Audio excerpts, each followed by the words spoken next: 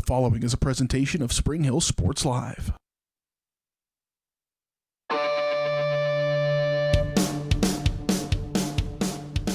It's time for Spring Hill High School Athletics. On your home for the Broncos, Spring Hill Sports Live. Spring Hill Sports Live is presented by Strode Orthodontics, creating beautiful, healthy smiles. Learn more at StrodeOrtho.com. Also by Cedar Lake Village, Comfort Designs Heating and Air Conditioning,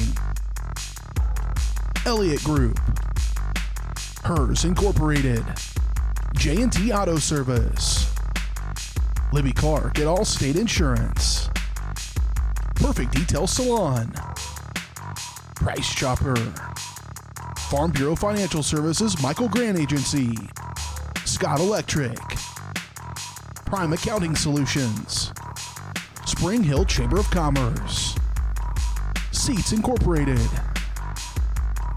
Shoemaker Collision and Paint Center, Spring Hill Recreation Commission, Tony Sidoti Agency Farmers Insurance, Spring Hill Fitness, and Whitesell Optometry Vision Source. 5, 4, 3, 2, 1. It's time for the Broncos, right here on your home for Spring Hill High School Athletics, Spring Hill Sports Live. Good evening from Spring Hill District Stadium. Tonight it's the Spring Hill Broncos and the Piper Pirates for a Frontier League gridiron battle. We'll get you into the Comfort Designs pregame show to count you down to kickoff of this one. But before we do that, let's join the senior night announcements for the cross-country, girls golf, and girls tennis teams here at Spring Hill High School. He is a 4-year member of Bronco Cross Country. Aaron is an honor roll student who has participated in PALs and Links. He was a member of the district band ensemble and the all-state band during his junior year. Aaron plans to attend Grand Canyon University and audition for the pep band next fall. Aaron Burrell. Jordan Kinsey. Jordan is a 2-year member of Bronco Cross Country.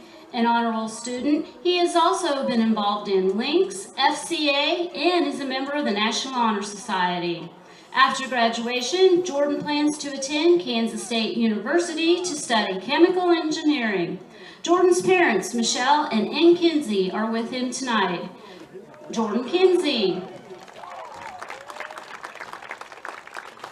Riley Tryon. Riley is a 2-year member of Bronco Cross Country. He is an honor roll student and has participated in the volunteer club. Riley's plans for after graduation are currently undecided. Crystal and Yancey Tryon. Riley's parents are with him tonight. Riley Tryon.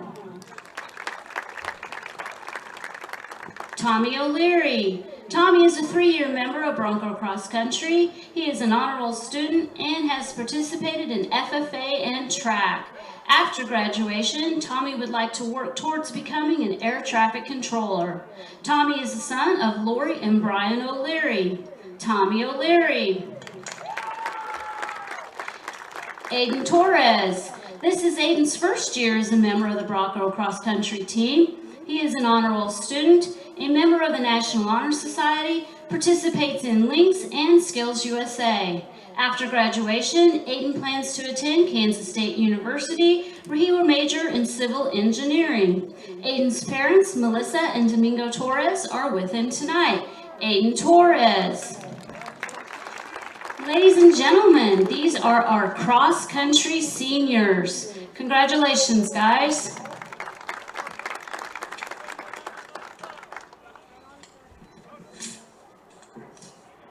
Next, we're going to honor our senior members of the girls golf team. The girls team placed second at regionals this week and will be competing at the Kansas State tournament in Salina beginning on Monday. Great job, girls. First up is Taylor Ellett. Taylor is a 4-year member of the Bronco golf team and a member of the Hype Squad. After graduation, Taylor plans to attend Emporia State University and pursue a degree in elementary education. Her parents, Amy and Cody Ellett, are with her tonight. Taylor Ellett. Brenna Gillahan. Brenna is a 4-year member of the Bronco golf team. She has been involved with SAD and the Spring Hill High School Orchestra. Although undecided on a school of choice, Brenna plans to study respiratory care after graduation. Tracy and Jeremy Gillahan, her parents, are with her tonight. Brenna Gillahan.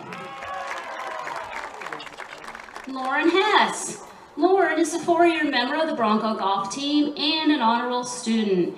After graduation, Lauren plans to attend Fort Scott Community College to continue her golf career, where she will major in business administration. Abby and Eric Hess, her parents, are with her tonight. Lauren Hess. Kara Schmuel. Kara is a 3-year member of the Bronco golf team and an honor roll student. She has been involved in Links, FCA, and is a member of the National Honor Society. Although undecided on a college of choice, Kira would like to continue her golf career at the collegiate level and study pediatric nursing or pre-med. Jody and Ryan Schmuel, her parents, are accompanying her tonight. Kira Schmuel. Ladies and gentlemen, our senior golfers, and good luck next week in Salina, girls.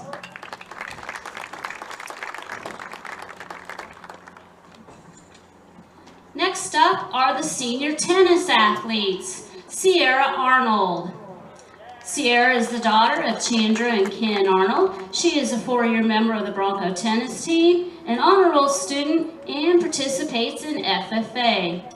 Sierra plans to attend Johnson County Community College for 2 years before transferring to Kansas State University to earn her degree in animal science. Sierra Arnold. Alyssa Hain. Alyssa is a 2-year member of the Bronco tennis team and an honor roll student. She is a member of FCA, SAD, Stuco, has participated in PALS and Links, and is a member of the National Honor Society. Alyssa has been a Shibit hostess and a Shibit coordinator. After graduation, she plans to attend Kansas State University, where she plans to major in biomedical engineering. Susan and Darren Hain are with her tonight. Alyssa Hain. Our next athlete is not with us tonight, but we're still going to honor her, Hannah Hopkins. Hannah is a 4-year member of the Bronco tennis team and an honor roll student. She is a member of the Chamber Orchestra, SAD, the Environmental Club, and is a member of the National Honor Society. A planned December graduate, Hannah is currently undecided on a college of choice, but will attend Johnson County Community College initially to start her coursework for a degree in psychology. Hannah is the daughter of Brenda McGee and Steve Hopkins. Hannah Hopkins. Next up is Elizabeth Cakeley. Elizabeth is a 4-year member of Bronco tennis and is an honor roll student. She has been involved in Scholars Bowl, Links, Thespians, Forensics, and is a member of the National Honor Society. Although undecided on a college, Elizabeth does plan to attend a 4-year university where she is interested in studying architecture. Her parents, Joanne and Brian Cakeley, are with her tonight. Elizabeth Cakeley. Michaela Popovich. Michaela is the daughter of Selena and Brian Huffman and Aaron Eastland. Michaela is a 4-year member of Bronco tennis, and she plans to pursue several areas of interest for herself after graduation. Michaela Popovich. Alyssa Sharon. Alyssa is a 4-year member of the Bronco tennis team and an honor roll student. She has been involved in theater, Links, and FFA, where she has served as chapter president for the past 2 years. Alyssa is planning to attend Kansas State University or the College of the Ozarks to pursue a degree in agribusiness with a minor in floral design. Brandy and Eric Sharon, her parents, are with her tonight. Alyssa Sharon. Katie Sinclair. Katie is the daughter of Trisha and Jared Sinclair. She is a 4-year member of Bronco Tennis, is an honor roll student, participates in Links, Scholars Bowl, and is a member of the National Honor Society. After graduation, Katie plans to earn her education degree with an emphasis in biology at Mid-America Nazarene University. Katie Sinclair. The last 2 members of our Bronco tennis team couldn't be here tonight as they are competing in the state tournament today in Andover as a doubles team. We're still going to go ahead and honor Layla Smith and Izzy Williams. Layla is a 4-year member of the Bronco tennis team where she is a 2-time state qualifier in doubles. She is an honor roll student, has participated in Madrigals, Links, SAD, and is a member of the National Honor Society. After graduation, Layla plans to attend a 4-year university, majoring in chemistry on a pre-med track. Layla is the daughter of Addie Smith and Chris Kaufman. Layla Smith. Izzy Williams. Izzy is a 4-year varsity member of Bronco Tennis. She is a 2-time state qualifier, once in singles and this year in doubles. Izzy is an honor roll student and has participated in PALS. She is a state track champion in the 200-meter dash. After graduation, Izzy plans to attend Kansas State University to major in interior design. Izzy is the daughter of Carrie and Mark Williams. Izzy Williams. Ladies and gentlemen, these are your Bronco Tennis seniors. Congratulations, girls. Thank you to everyone for in attendance tonight, and let's go Broncos.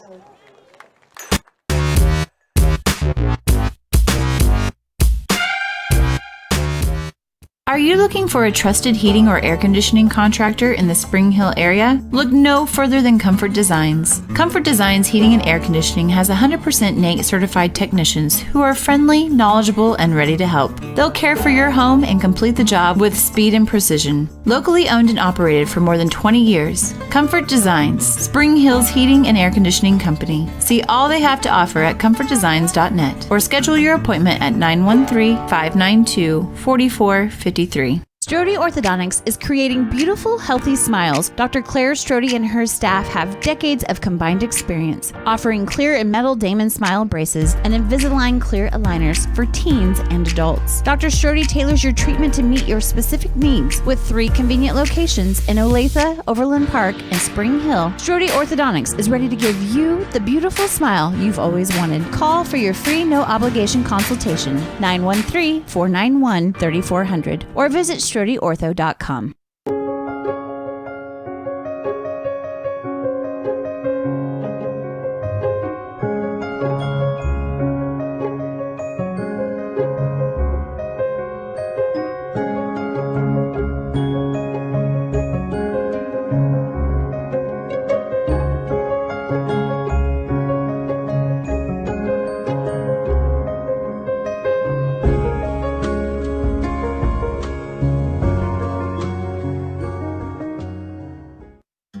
For over 80 years, Farm Bureau Financial Services agents have built relationships with you, one conversation at a time.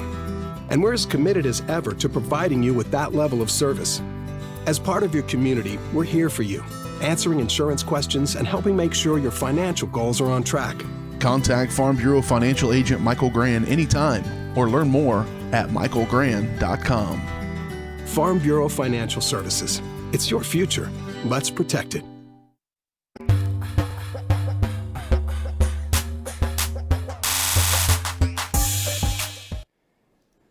Welcome back to the Comfort Designs pregame show tonight from Spring Hill District Stadium. It's been 2 weeks since the Broncos have taken the field after the team quarantine shut down Spring Hill following their 41-0 victory over Bonner Springs back on September 25th. Perhaps that was the only thing that could slow this team down at the time. They were firing on all cylinders, put together back-to-back shutout wins while outscoring Ottawa and Bonner Springs 89-0. Got them back to 500 at 2-2, and now they hope they can rev that engine back up against the Piper Pirates. They ran into the roadblock the last couple of weeks, that is Tonganoxie and Paola.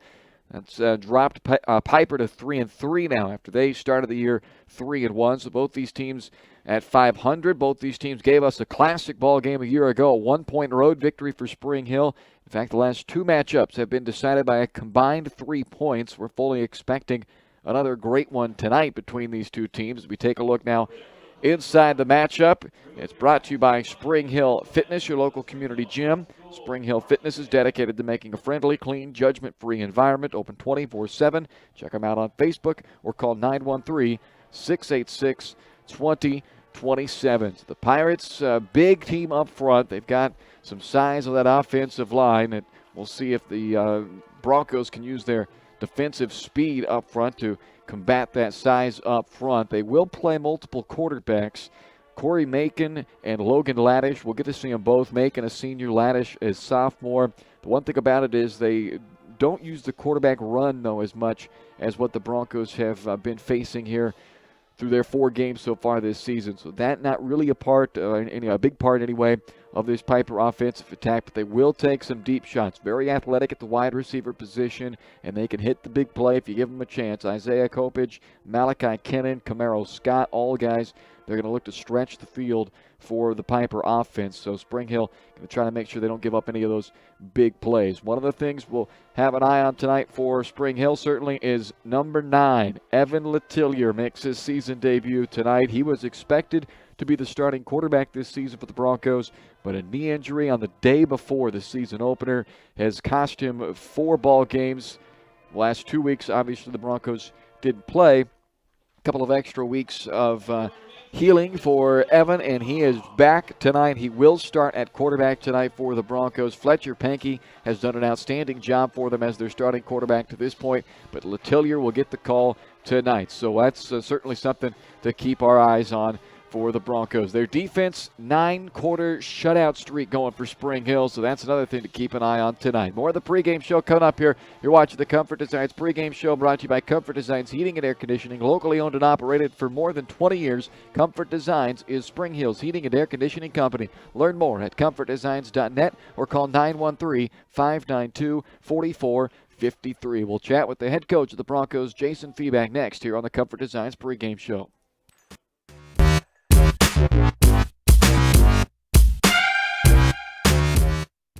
Elliott Group is a proud supporter of Spring Hill and USD 230.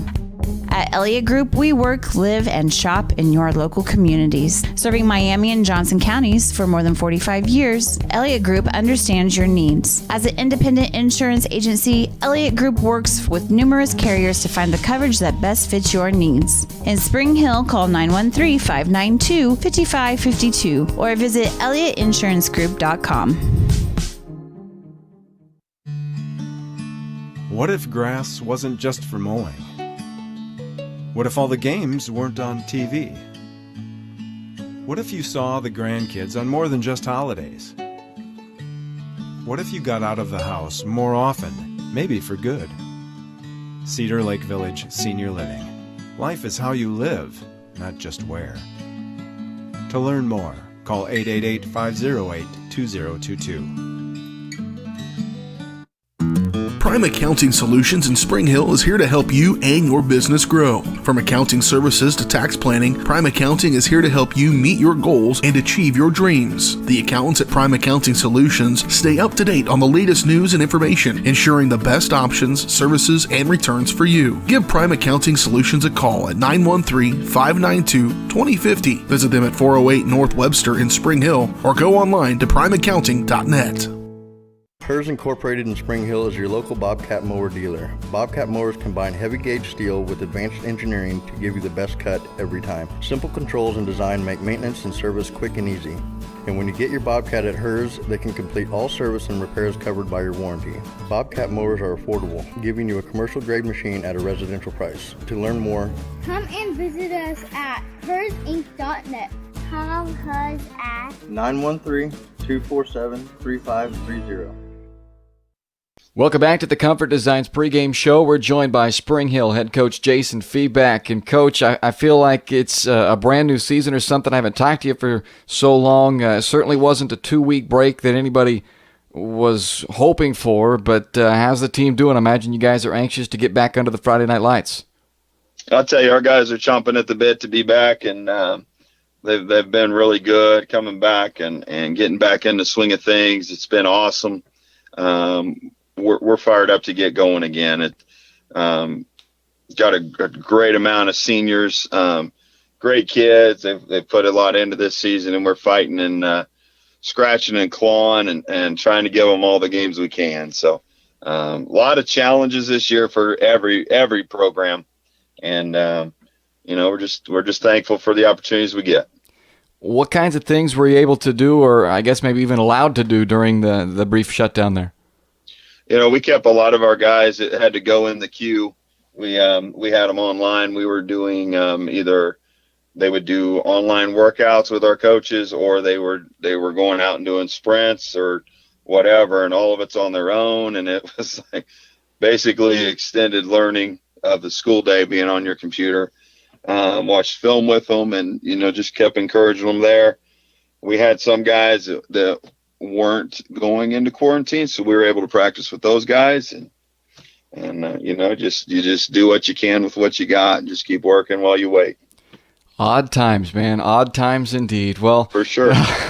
Well, prior to I guess the little detour there, you guys seem to be firing on all cylinders. You had back-to-back shutout victories. All phases of the team seem to be playing at the top of their game. Do you feel like you guys are ready to pick up right where you left off? I hope so. I thought we had a really good week of practice. I feel like we're going to have to knock some rust off. I hope we don't. Hope we come out just, stroking people and firing on all cylinders. But you just never know with high school kids and Friday nights and everything that's going on. We had a really good week of practice, and I think practice is paramount anytime you're trying to play your absolute best. So, I couldn't ask our guys to have better practices. Honestly, they came out and did everything, and our Tuesday practice was unbelievable offensively. So it was good. I got a good feeling about this week. I'm hoping we can just kind of pick up where we left off, and got a few guys that were banged up that are back, and so we'll get to get Lazenby in there, and Latilier's going to rock and roll tonight. So that's a good thing for those guys. They were pretty bummed when they got banged up and couldn't play. So it's good to see those guys back. Yeah, I'll circle back to Evan especially here in just a second. But Coach, we talked about you guys are playing so well. What were some of the things that impressed you the most about the way the team was playing there that you hope you're able to just pick up right where you left off, as we talked about, and keep going with? I tell you what I think makes any team good, and I think coaches get a lot too much credit and too much blame. It's all about your players, and we have some kids that are really good players. Most importantly, they're just really good kids. And I was talking to our seniors, and these uncertain times, I think our kids are practicing so hard because they don't know when it's going to be their last practice. And they know that, and they know the opportunity to play is a great blessing. And I told our guys, if we get shut down and we can't play anymore, I don't worry about you seniors, because you guys are all great guys, and you're going to make it. And then this might be something like, if you're 40, still looking back like, gosh, I didn't get to play all these games as senior. You didn't do much after high school. You're going to go out and do great things in life, and you're going to do some incredible things, and you got a lot better things coming. But they love football, and they love being out there, and they love doing that. So I think I roundabout answered your question, I hope. But yeah, it's just good. It's just good to get people back and get out there and going. And I really don't think and you tell them, like, this is a possibility that this happens, guys. And then when they finally have to deal with it, it's like, oh gosh, here it is. What do we do? So improvise, adapt, overcome. That's what we got to do every week, it seems like. How about the things that the guys were doing on the field, Coach, in those games? You mentioned back-to-back shutout victories. Again, it's been a couple of weeks, but that was the last games, back-to-back shutout victories. You're still riding that, I think it's 9-quarter shutout streak with the defense right now. The offense, 89 points in the last 2 games for them. On the field, what were some of the things that you liked about the way the guys are playing? One thing they were doing was we were playing very disciplined defense, and we were flying around, and our guys were we're communicating. And I think that's one thing we got better at is our communication and just our passion and being able to just get our athletes in space and go make plays. And I think a couple of those guys that really lead the way attitude-wise, Chase Wilms, probably our defensive leader, and that kid does about everything. He's in coverage, he's blitzing, he's setting the edge. Tanner Thompson's another guy that's a vocal leader for us. Larson's been really coming on lately. He's been incredible. And, you got a guy like Knowlton back there that can do everything. And Lakin, all offseason, he's hitting up people. He's hitting up Coach Winkler like, I'm watching film here. What's this I need to work on? How could I have done a better job here? So you have a bunch of very coachable kids that have a desire to play really good, and they love each other, and they really embrace that brotherhood role. And I think that's what it is. I can't put we're doing this and this and this, and that's why it's working. Our guys are playing really hard, and they're being very coachable. And I think that leads to success wherever you're at. All right, I've got to ask you about your senior quarterback, Evan Letillier, going to make his season debut tonight. I know you guys had high expectations for him coming into the season. Unfortunately, that debut for him has been delayed, but he's ready to rock and roll now. We're going to see him on the field. What can we expect to see out of Evan tonight back there at quarterback? I'll tell you, on a Tuesday, the last play of practice before Lewisburg, Evan was rolling out. It was the last play. Knee bends backwards. It looked bad. I mean, horrible. I cut it from the practice film. It looked so bad. And we were hoping and praying it was just a hyperextension. Came back a couple weeks later, it was a bone bruise. And I don't know how. And, I still believe in miracles. But so he's back. He's been rehabbing hard. He's been chomping at the bit to get whatever he can out of his senior year. And, I'm really excited about that kid. I know he's going to be nervous. And, the other kid that can't get lost in this, Fletcher Pankey's played unbelievable this year. The kid has been awesome. And so it's good to have two guys like that. And having Evan there this week and getting all the reps has been good for him. And he's really nervous. I know he won't admit it. He'd probably be mad if he ever hears I said this. But he's been working his tail off, and we're excited to see what he can do tonight. Yeah, no doubt. Well, I'm excited to see him. I'm excited just to see the whole team back on the field tonight. A quick thought, Coach, from you before we let you go on your opponent tonight. You get a 3-3 Piper team. What stands out about the Pirates? They are big up front offensively, and they have some really good athletes. And so we've been able to nip them the last couple of years. It's always been really close. Last year was 7-6. I think the year before was 14-13 or something like that. Our advantage has been we have been more disciplined and we've played a little more physical. And so that's what we got to come out and do tonight. We got to play very physical. And that's one thing I think we've done a good job of doing, of playing fast and physical this year as we've gotten better. We got to come out and do that and just be disciplined and make them continue to make plays down the field, not letting them pop one. If we can tackle a guy and make them play another down, that's a win for our defense. All right, Coach. Well, I'm glad you guys get to return to the field tonight. I'm looking forward to it. I know you guys are certainly looking forward to it as well. So have a great game. Thank you. Go Broncos. That's the head coach of the Spring Hill Broncos, Jason Feedback. More of the Comfort Designs pregame shows coming up next on your home for the Broncos, Spring Hill Sports Live.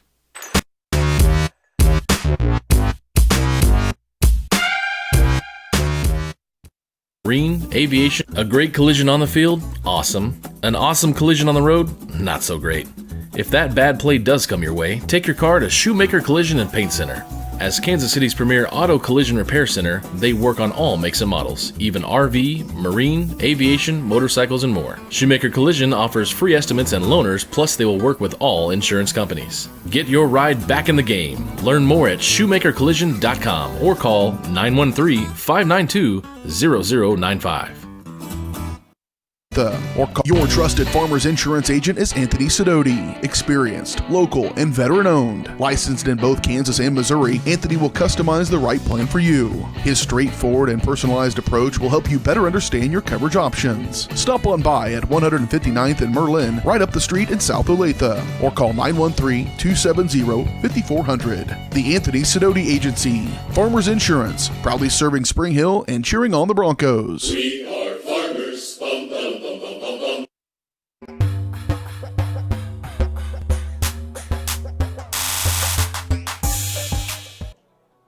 Good evening and welcome back live to Spring Hill District Stadium. You've been watching the Comfort Designs pregame show. We are set for kickoff here moments away from Spring Hill District Stadium. A few more things to run through before we get there. The keys to the game tonight brought to you by Crown Realty. Let Crown Realty help you get the keys to your dream home. Check out all their listings at crownrealty.com. If you're in the market to sell your home, remember the key is a great agent, and that's what you'll find at Crown Realty in Spring Hill. Call 913-592-2222. You heard Coach Jason Feeback touch on a few of them. Discipline football. There may be some rust to shake off for a team in Spring Hill that hasn't played a game since that September 25th victory against Bonner Springs. So we'll see if they can play some disciplined football, not let that rust get in the way of it. Be physical. 9 straight shutout quarters for this defense, and they've been running the ball well on offense. 2 things that physical football teams are able to do, and make Piper sustain long drives. No big plays. They want to hit some home run balls with Coppage and Kennan and Scott and their guys at the outside. Don't let them hit those home run balls. Those are your keys to the game. We'll get the starting lineups for you as we go throughout this opening couple of possessions. The starting lineups are brought to you by Perfect Details Salon at 516 North Webster in Spring Hill. The Broncos will start this game in style, but nowhere near the level of style you'll find at Perfect Details Salon, where they're devoted to making clients flawless from head to toe. Make an appointment online at salonperfectdetails.com or by calling 913-592-5022. As Jackson Rainforth sends the kickoff into the end zone for a touchback. You'll notice that the Broncos are in their road white jerseys tonight, and Piper dons the home purple jerseys in this game. It's technically a home game for Piper, but because of certain county restrictions and whatnot with this age of COVID, they've played this game here in Spring Hill tonight. So Piper, technically the home team, Spring Hill the visiting road team on their home field. That's why they are in their white jerseys tonight. Spring Hill defense on the field as we get this ball game started. That defensive line of Denver Gardner in the middle, Colin Rooney and Clay Fleming on the outsides. The backers, Tanner Thompson and Jacob Hooker in the middle. Chase Wilm and Gunnar Kroll, the outside linebackers. Cody Powell, Anthony Lakin are the corners. Brady Larson and Zach Knowlton are the safeties. And that's Corey Macon on first down for Piper. He takes it to the 26-yard line, a 6-yard run on first down. They don't use the quarterback run quite as much as we've seen some of the other opponents of Spring Hill, but they go with it on first down to pick up 6. Thompson and Hooker making the tackle for Spring Hill after that 6-yard run to bring up a second down and 4. And we'll see a couple of different quarterbacks in this game, Corey Macon and Logan Laddish. And a penalty flag is thrown prior to this second down snap.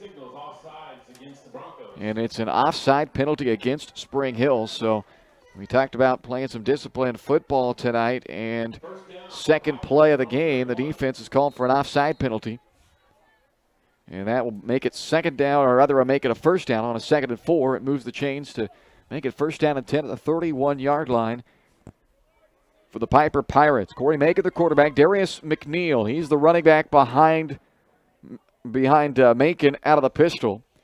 And McNeil takes the handoff here, breaks a tackle in the backfield, and out near the 40. Brady Larson makes the tackle and mark it at the 39-yard line. It's an 8-yard run for McNeil. The wide receivers for Macon, Isaiah Coppage, he's number 88, who's switched sides there. Malachi Kennan and Camaro Scott, along with Dominique Herrig-Britton. Offensive line, Wyatt Busick, Cameron Rogers, Christopher Craig, Brody Lanter, and Samuel Jarvis left to right. Now this is Macon, who gets the first down of the 45-yard line. Chase Wilm on the stop for Spring Hill, but another 6-yard run. So a solid start here for this Piper offense. putting up 23 points per game.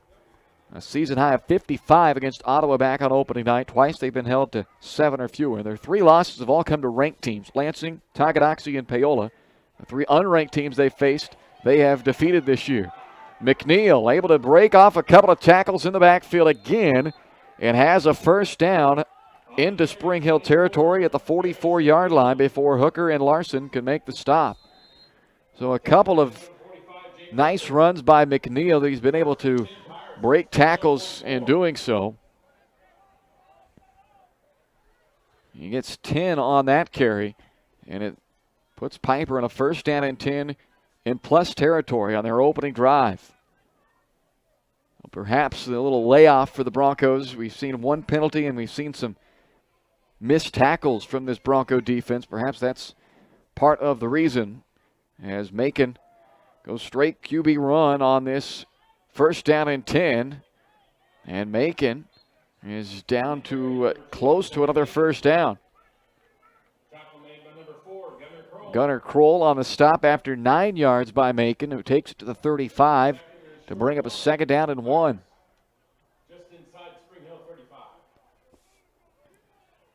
Opening drive, 3 minutes old here for the Piper Pirates. 5 plays so far, all of them on the ground, 39 yards moved, with the help of 1 5-yard penalty as well. Second down and 1. Macon from the pistol with McNeil behind him. Fakes the handoff to McNeil. They'll take their first home run shot for Camaro Scott. He's covered by Cody Powell, and the pass falls incomplete. Well, that was certainly the spot to take the shot when you're looking at a second down and less than a yard. If you don't get it, as they don't, then you're still sitting there in a third down, less than a yard here. So no surprise to see him take that shot. Good job by Cody Powell, staying with the 6-foot senior receiver on the outside, Camaro Scott. So third down, less than a yard. McNeil stands to the right of Macon. They both carried a couple of times each. Macon will keep it. A little quarterback power off the right side. He's got the first down at the 26-yard line. Jacob Hooker makes the stop. But they continue to move the football on the ground.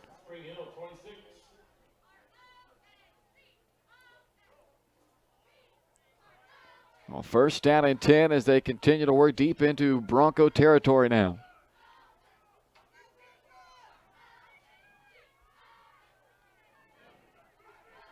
Macon again. I was not expecting to see a whole bunch of quarterback run tonight, but instead that's about all we're seeing on this opening drive for Piper.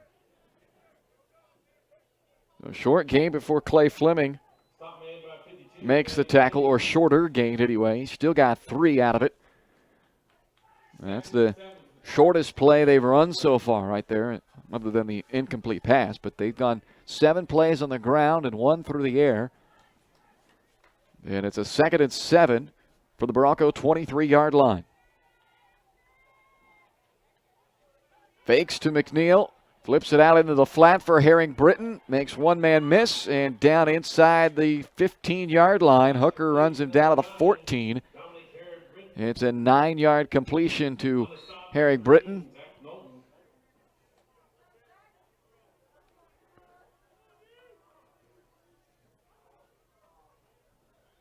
So into the red zone go the Pirates. Under 7 or just over 7 minutes left here on this first quarter. It's a nice 5-minute drive by Piper. Chase Wilm drags the ball carrier Macon down just inside the 10-yard line. They'll give him 5 yards to the 9. Second and 5 for the Pirates. Spring Hill 9.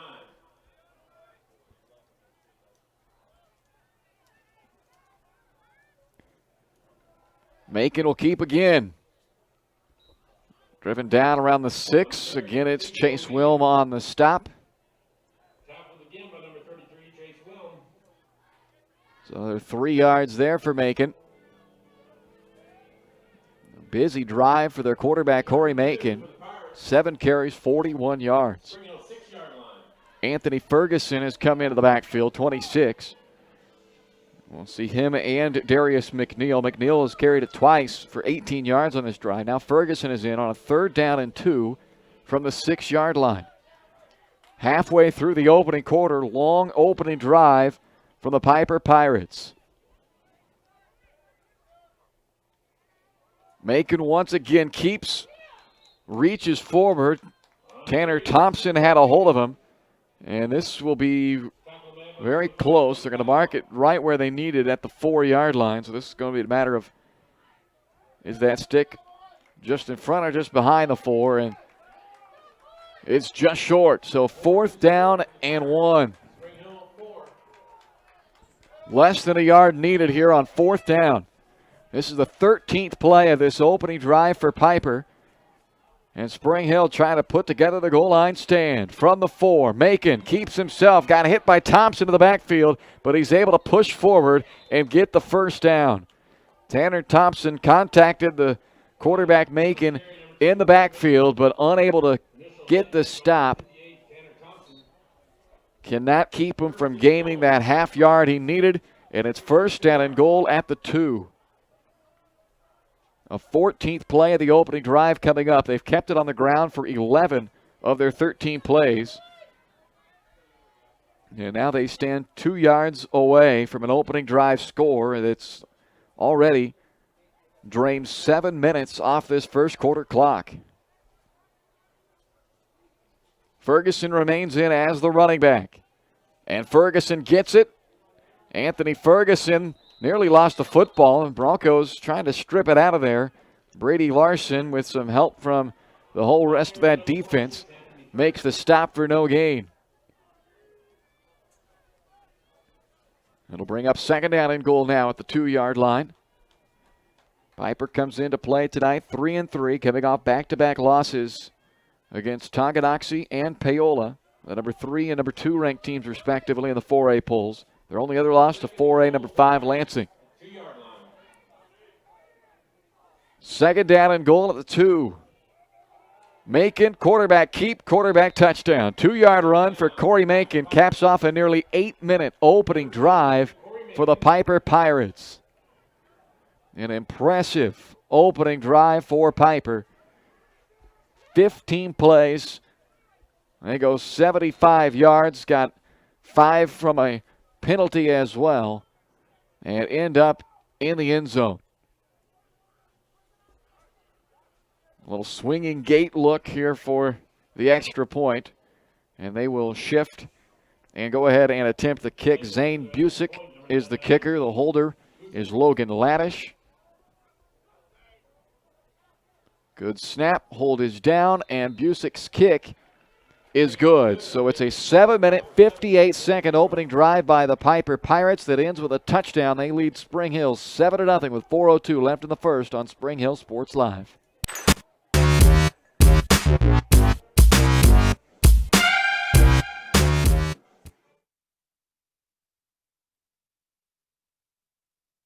Attention to detail. Are you looking for experienced and knowledgeable electrical contractors? Scott Electric is your right choice. We have been providing high-quality electrical repair, remodeling, and troubleshooting services at affordable prices since 1972. Expect the highest attention to detail from start to finish. We are a licensed and insured electrical company. Our residential electrical services include installation of smoke detectors, hot tubs, and basement finishing. No job is too big or too small for our trained electricians. Call for a free estimate.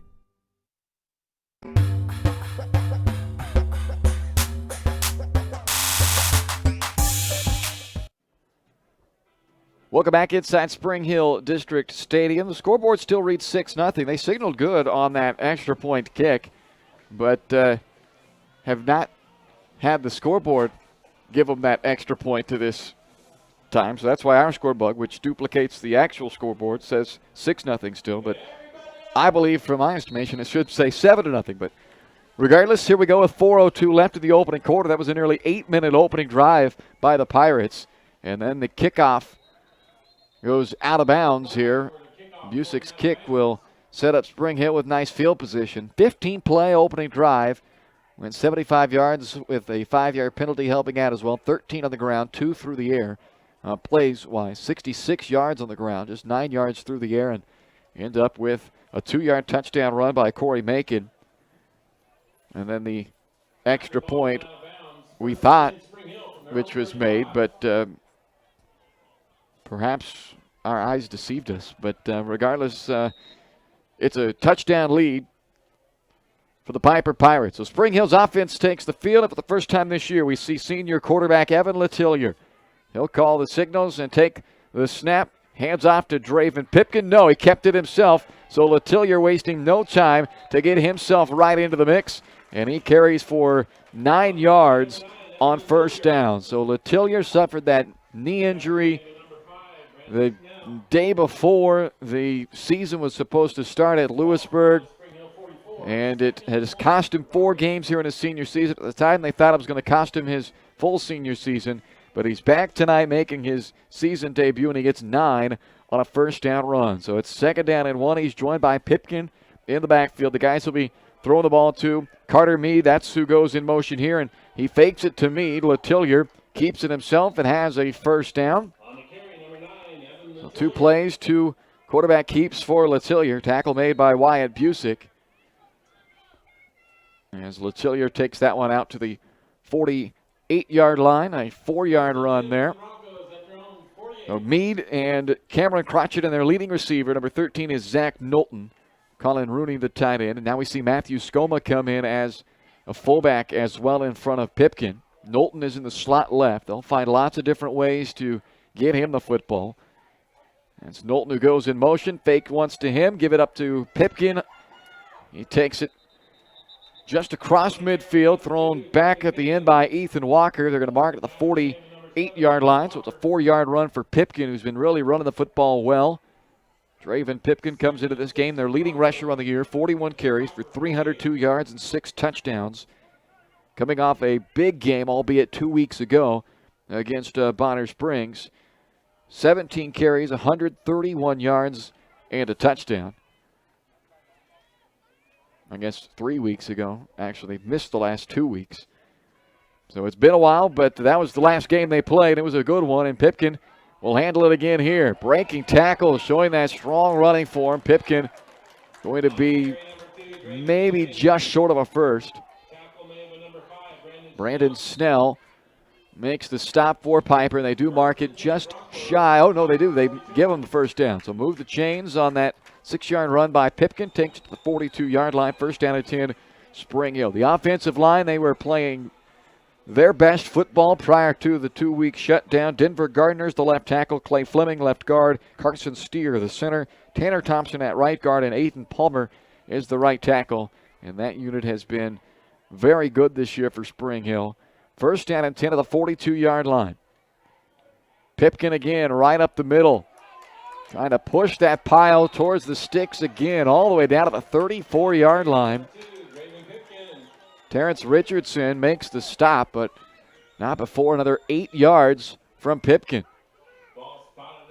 Draven on the year averaging 7.5 yards per carry, and you can see why.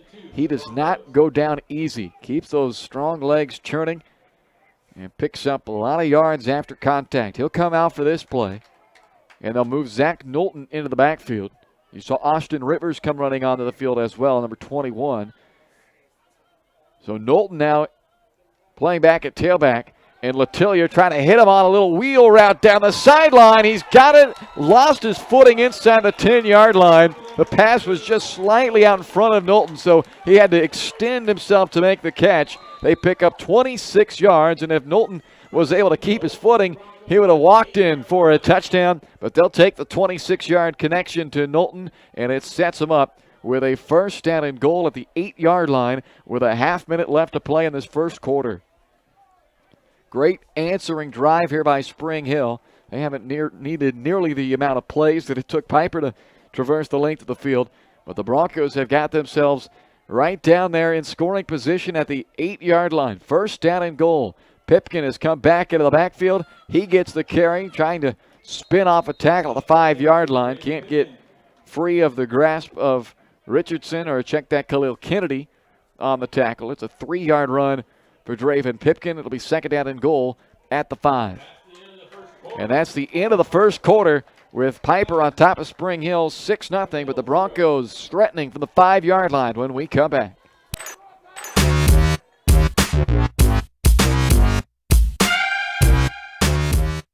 Comprehensive Eye Care. Whitesell Optometry Vision Source has been the leader in optometry services and vision care in Spring Hill for more than 20 years. Whitesell Optometry offers comprehensive eye care, as well as the latest, most popular lenses and frames for Spring Hill and the surrounding communities. Experience modern eye care with advanced diagnostic technology and vision correction products. And with the experience of Doctors Whitesell and Bloodgood, you're sure to see the results you're looking for. To schedule your appointment, call Whitesell Optometry Vision Source at 913-592-2020.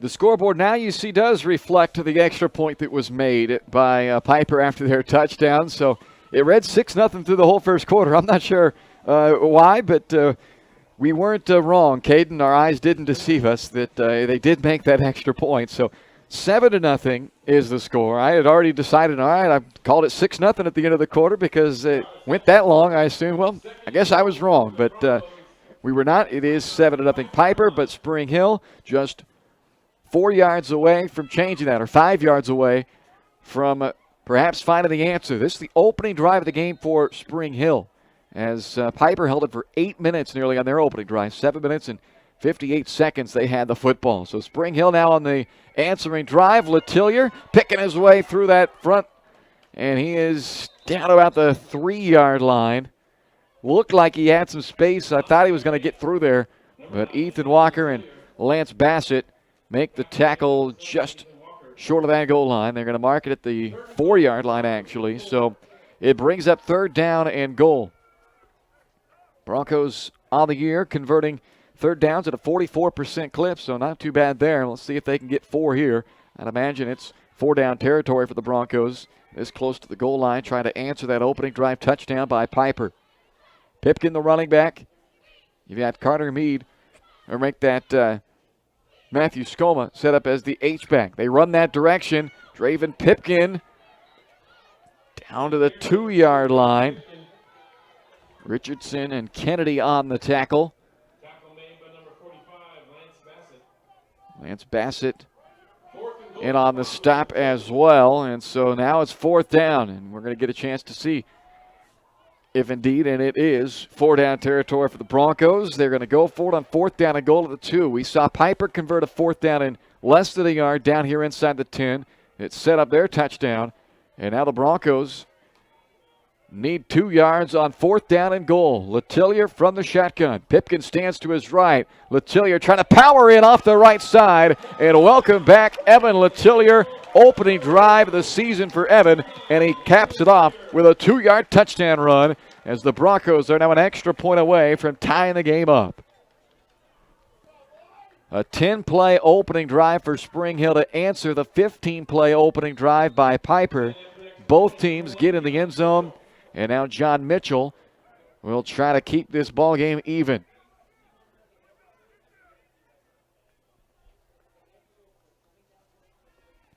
Knowlton on the hold. Mitchell's kick is good, and we're all square at 7 apiece with 10:33 left to play in the first half on Spring Hill Sports Live.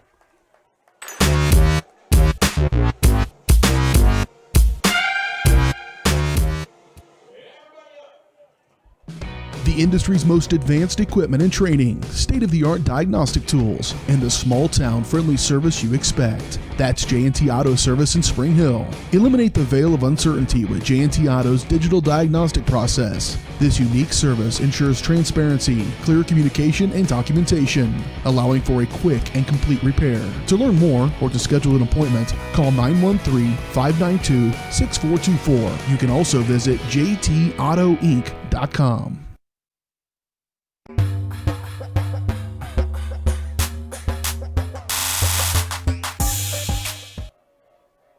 10:33 left to play in the first half. All squares, 7 apiece. Spring Hill and the Piper Pirates. Spring Hill's opening drive goes 10 plays, and it's capped off on a 2-yard touchdown run by Evan Letillier, as both teams have now gotten touchdowns from their quarterback and both from 2 yards out. Corey Macon, 2-yard score for Piper, and Evan Letellier, a 2-yard touchdown run for Spring Hill. The extra points were good both ways, so we're even at 7 apiece after a possession apiece.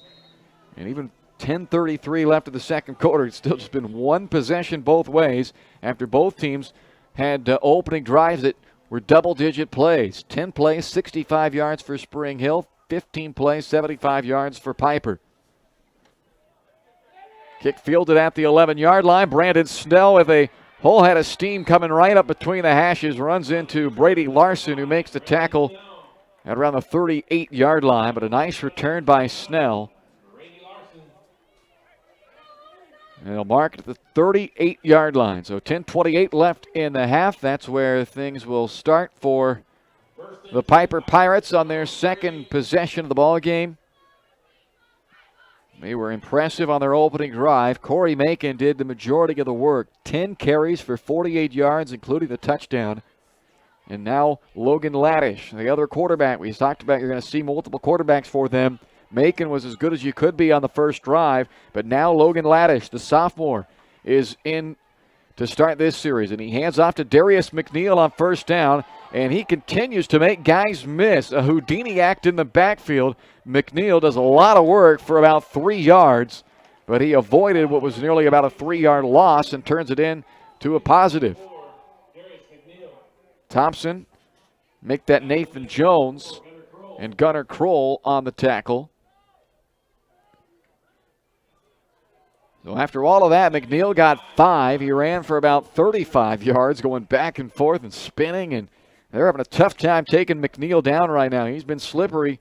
Laddish looking to throw. Chase Will has him under pressure. He's able to escape, and he is slung forward to the 45-yard line by Brady Larson. So it ends up in a short gain for Laddish. They're going to give him 1 to the 44-yard line. 3rd down and 4 for Piper. 9.5 left in this second quarter. 1 out of 2 on 3rd down in that opening drive. Laddish from the pistol. Movement. Was Spring Hill drawn offsides? It looks like they were not. That's the second offside penalty against Spring Hill. This one costlier than the last because this will net a first down on a 3rd down.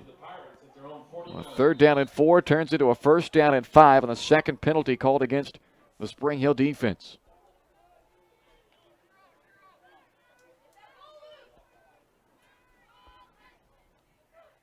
Laddish works out of the shotgun, takes off running to the right, but runs into a wall of white jerseys by the Spring Hill defense. Just across midfield to the 49-yard line. Tanner Thompson and Nathan Jones make the stop for Spring Hill. Give Laddish 2 yards on that one. So 2nd down and 8. 8.5 left in the second quarter. Laddish to throw, has all kinds of time, but misses Kamaro Scott. Zach Knowlton in coverage. Pass a little bit high and wide of Scott, so it'll bring up a 3rd down and long. 3rd down and 8. 3rd and 8 for the Pirates. Spring Hill 49.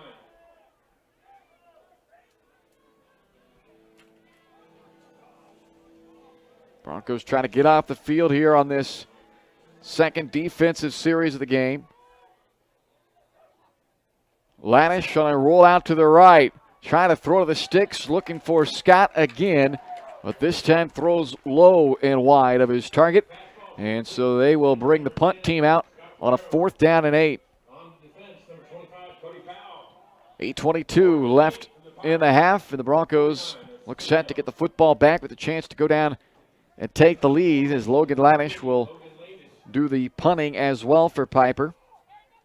Zach Knowlton, a dangerous return man back deep for Spring Hill.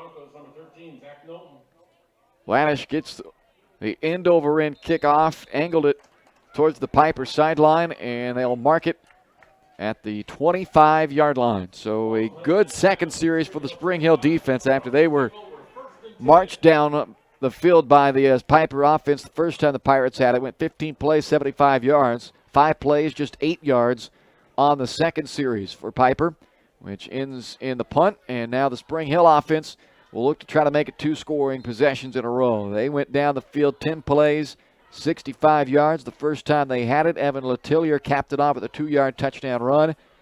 And he'll bring the troops back out there to start this series at the 25-yard line. 8:18 left in our first half. Pipkin stands behind Letillier. Evan hands it off to Draven Pipkin. Pipkin dropped at about the 28-yard line. Ferguson. Looks like some help from Brandon Ahart as well. A 3-yard run on first down for Pipkin. Bring up a 2nd down and 7.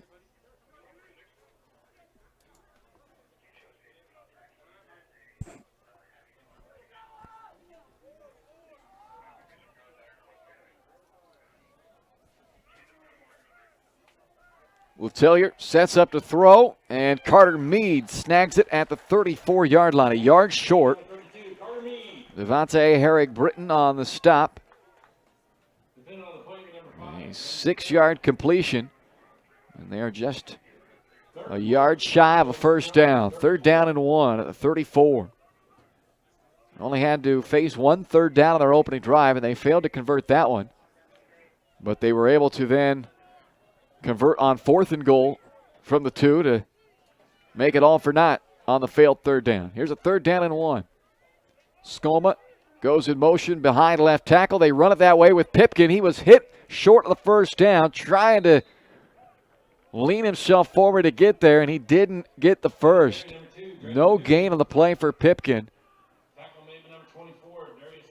Darius McNeil makes that big tackle. That is not easy to do, to shut down Pipkin for no gain.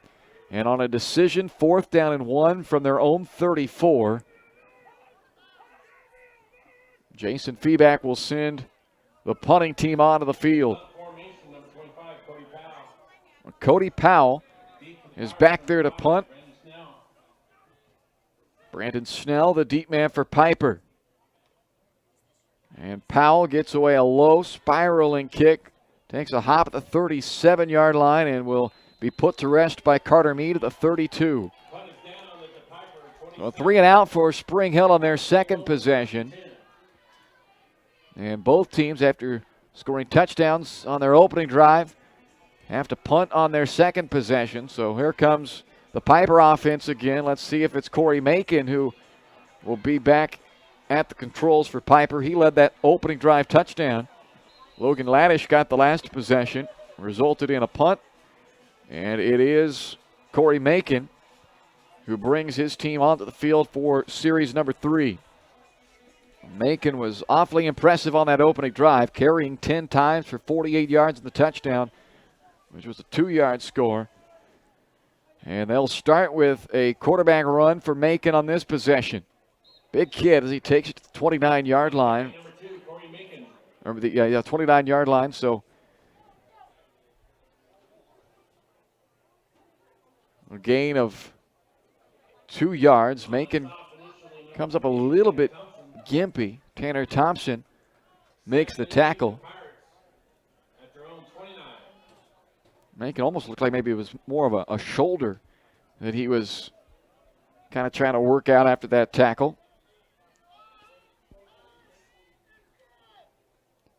So 2nd down and 8 after that 2-yard run. 5.5 minutes left to play in the first half of this ball game. Macon has to keep this time, and he will be stopped for a loss. Well, I think he wanted to give that ball to Ferguson, but the snap was low and behind him, and it threw the timing of that play off. Now, Clay Fleming made the initial stop in the backfield, and now Macon once again slow to get up, and he looks like he's holding that right shoulder. So I think it is an arm injury for Corey Macon. He clearly was in some discomfort after the last carry. And then this time, enough discomfort to keep him on the ground. So they are going to take a look at Corey Macon. Let's hope that it's nothing Too serious for their senior quarterback. As Clay Fleming makes that tackle for a 1-yard loss, and Spring Hill will have a 3rd down and 8 that they'll try to defend. Actually, they're going to give them forward progress back to the line of scrimmage, so it's not a tackle for loss by Fleming, but still a good play there to make it a 3rd down and long with 5:03 left to play in this first half. Well, Piper does have the benefit of 2 quarterbacks that regularly play. We've already seen them both in this game, and Macon is up and walking off the field under his own power after getting looked at by the training staff for Piper. So Logan Laddish will be back on the field for the Piper Pirates here. Coming out, official timeout is 3rd and 8 for the Pirates at their own. 5 minutes, 3 seconds left here in quarter number 2. So Laddish comes in and he's thrown into a 3rd down and 8. 1 out of 3 so far are the Pirates. Low snap under pressure, trying to just chuck this one away. Nobody was there. That should be, I would think, an intentional grounding. Tanner Thompson, and it was actually not Thompson, but it was Dylan Lazenby who came bursting off the edge to wrap up Laddish right away. Looks like they're going to mark him down, or they are going to call the intentional grounding here. So it's an intentional grounding called against Laddish, and a loss of down will make it 4th down back at the 16-yard line.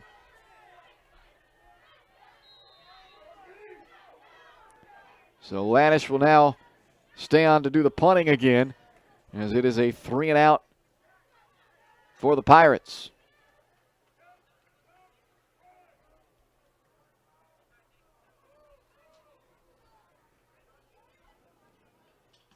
Knowlton looking for a return this time after they punted away from him the last time, and this also will be angled away from Knowlton. Takes a nice Pirates bounce down to the 42-yard line.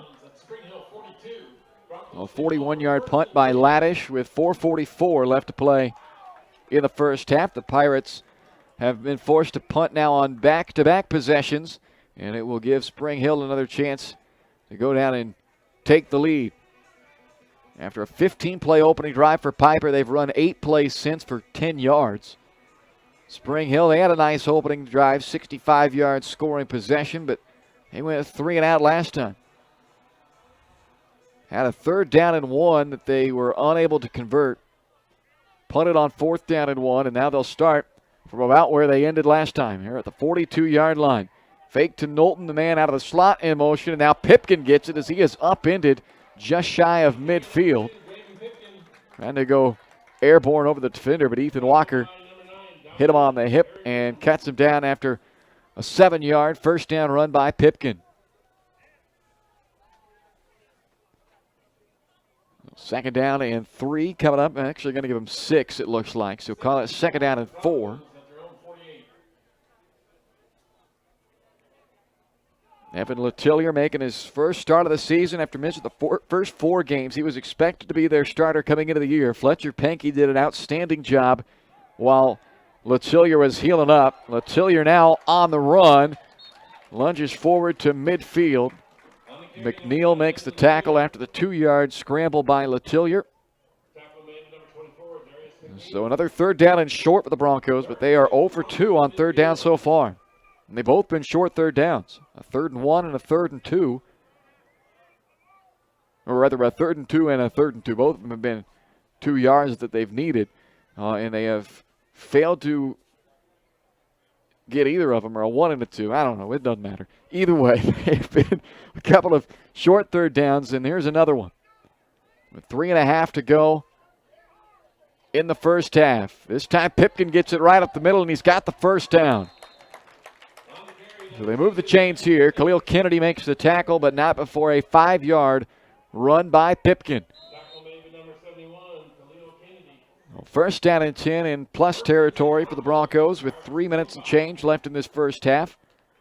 Piper scored first, go up 7-0. Spring Hill answered on the ensuing drive to tie the game at 7. And now a chance to go down and take the lead for the first time here as Evan Letillier will work out of the shotgun on 1st down and 10. Knowlton goes in motion. Fakes the handoff to Zach Knowlton, and Evan Letillier carries it for 5 yards down to the 40. McNeil on the tackle, along with help from Samuel Jarvis. Solid 5 yards on first down, brings up second down and 5. 2:20 remains in the half. Coming up, we'll run down all the numbers for you from this first half on the halftime show, brought to you by Michael Grand, Farm Bureau Financial Services. A couple of minutes away from that. Here's a second down and 5.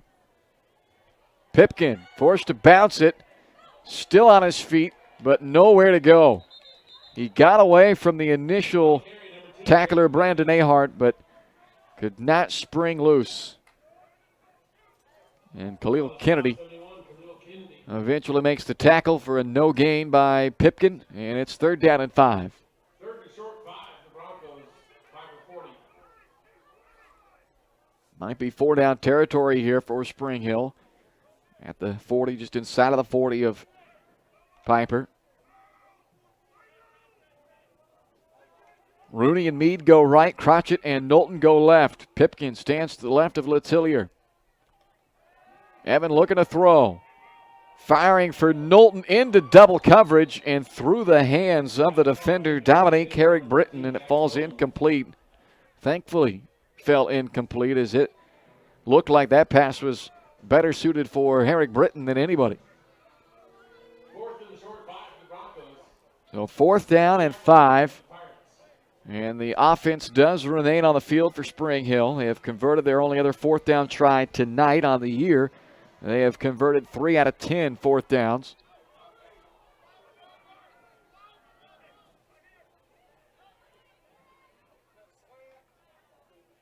Fake the handoff to Pipkin. Colin Rooney makes the catch. Going to depend on the spot. The line judge looks like he's walking in just short.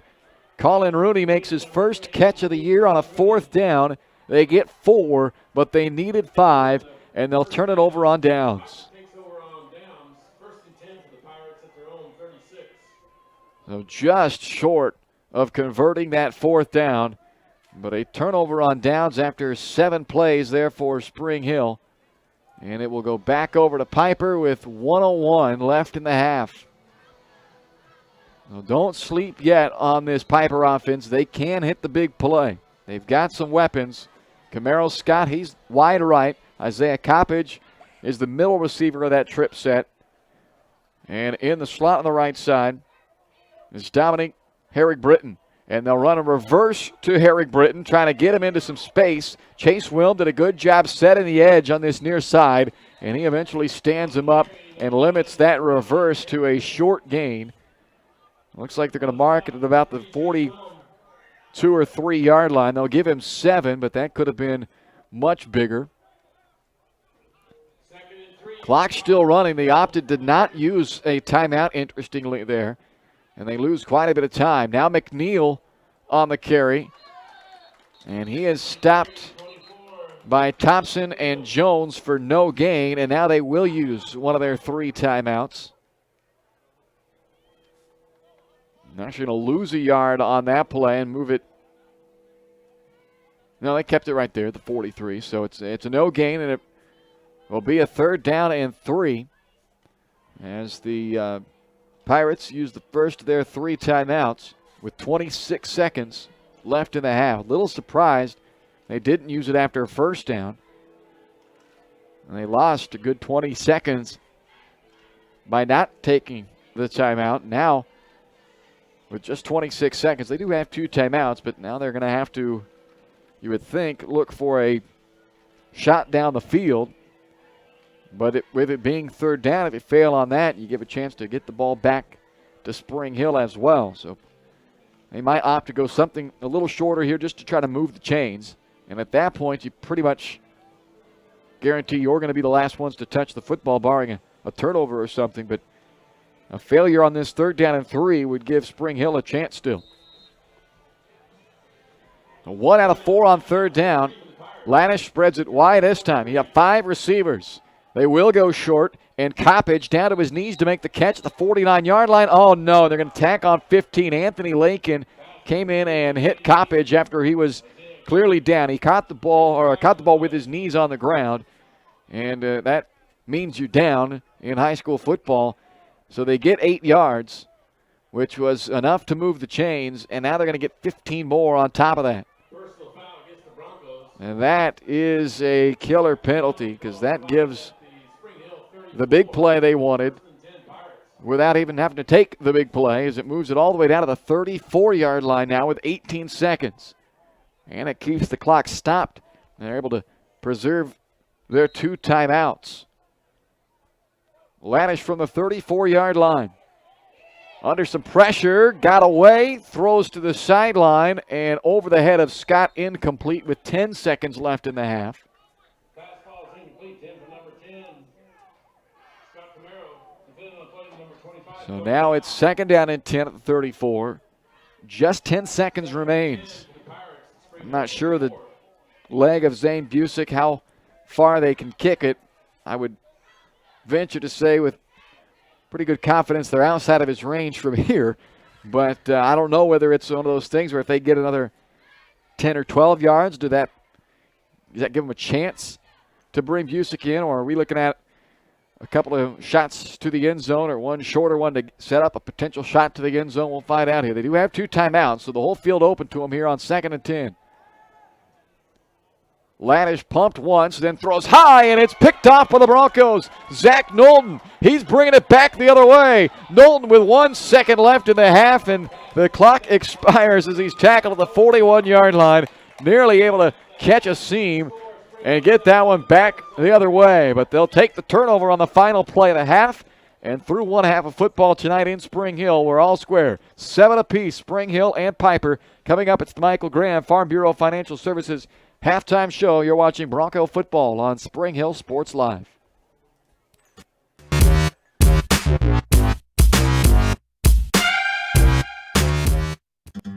For over 80 years, Farm Bureau Financial Services agents have built relationships with you, one conversation at a time. And we're as committed as ever to providing you with that level of service. As part of your community, we're here for you, answering insurance questions and helping make sure your financial goals are on track. Contact Farm Bureau Financial Agent Michael Grand anytime or learn more at michaelgrand.com. Farm Bureau Financial Services. It's your future. Let's protect it. Shop local and save at Price Chopper, your hometown grocery store in Spring Hill. Come see the improvements and upgrades throughout the store. As always, Price Chopper is the place for hand-cut steaks from the meat department, the freshest fruits and vegetables from the produce aisle, and unbeatable flavors from the bakery. From apples to aspirin, Cool Whip to Cool Crisp lettuce. Price Chopper is now happy to offer curbside pickup, locally owned and operated, and under new management. Price Chopper in Spring Hill, open daily, 6 a.m. to 10 p.m. Spring Hill's hometown shop is J&T Auto Service. As a full-service repair shop, J&T Auto Service works on all makes and models. Diesels, Europeans, they do it all. From combines to Corvettes. Visit J&T Auto Service for oil changes, tires, brakes, alignments, electrical diagnostics, and so much more. Small town, friendly service with high-tech tools and training. Schedule your service at J&T Auto Service. Call 913-592-6424. You can also visit jtautoinc.com. Are you looking for experienced and knowledgeable electrical contractors? Scott Electric is your right choice. We have been providing high-quality electrical repair, remodeling, and troubleshooting services at affordable prices since 1972. Expect the highest attention to detail from start to finish. We are a licensed and insured electrical company. Our residential electrical services include installation of smoke detectors, hot tubs, and basement finishing. No job is too big or too small for our trained electricians. Call for a free estimate.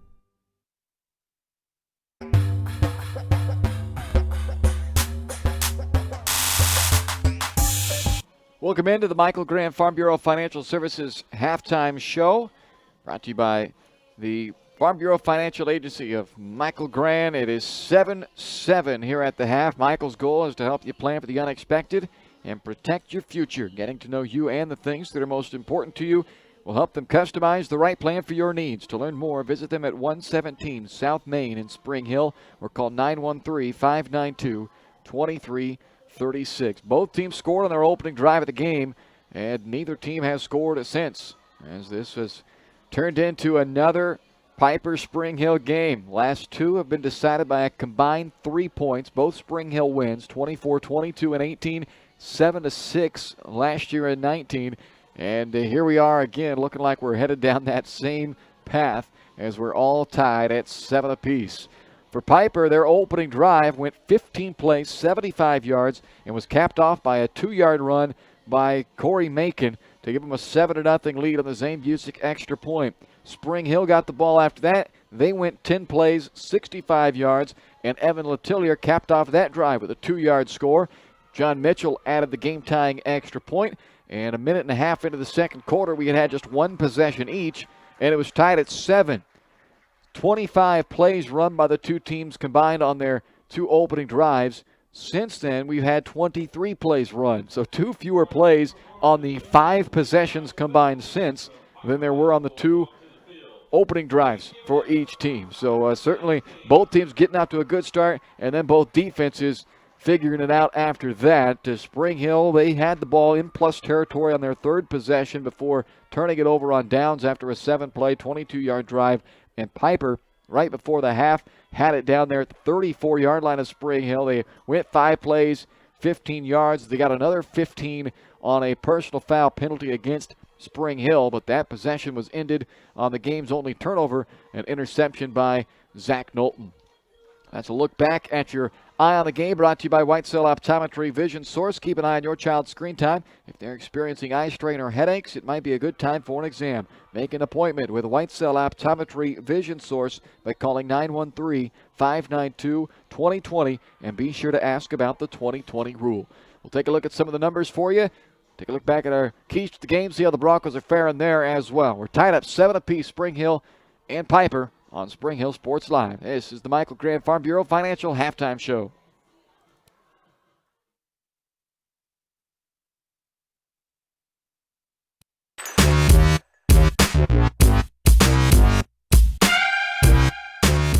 Strode Orthodontics is creating beautiful, healthy smiles. Dr. Claire Strode and her staff have decades of combined experience, offering clear and metal Damon smile braces and Invisalign clear aligners for teens and adults. Dr. Strode tailors your treatment to meet your specific needs with 3 convenient locations in Olathe, Overland Park, and Spring Hill. Strode Orthodontics is ready to give you the beautiful smile you've always wanted. Call for your free no-obligation consultation, 913-491-3400, or visit StrodeOrtho.com.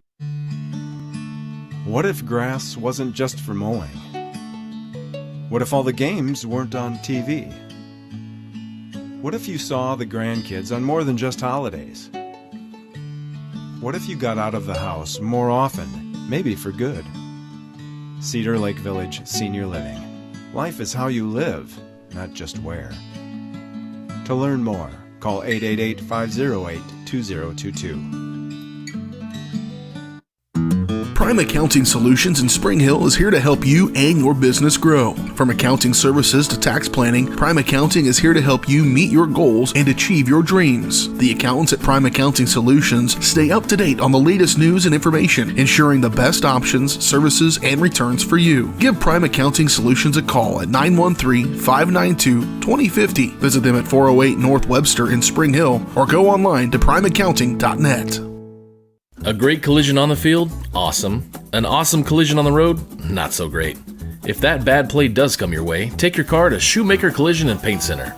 As Kansas City's premier auto collision repair center, they work on all makes and models, even RV, marine, aviation, motorcycles, and more. Shoemaker Collision offers free estimates and loaners, plus they will work with all insurance companies. Get your ride back in the game. Learn more at shoemakercollision.com or call 913-592-0095.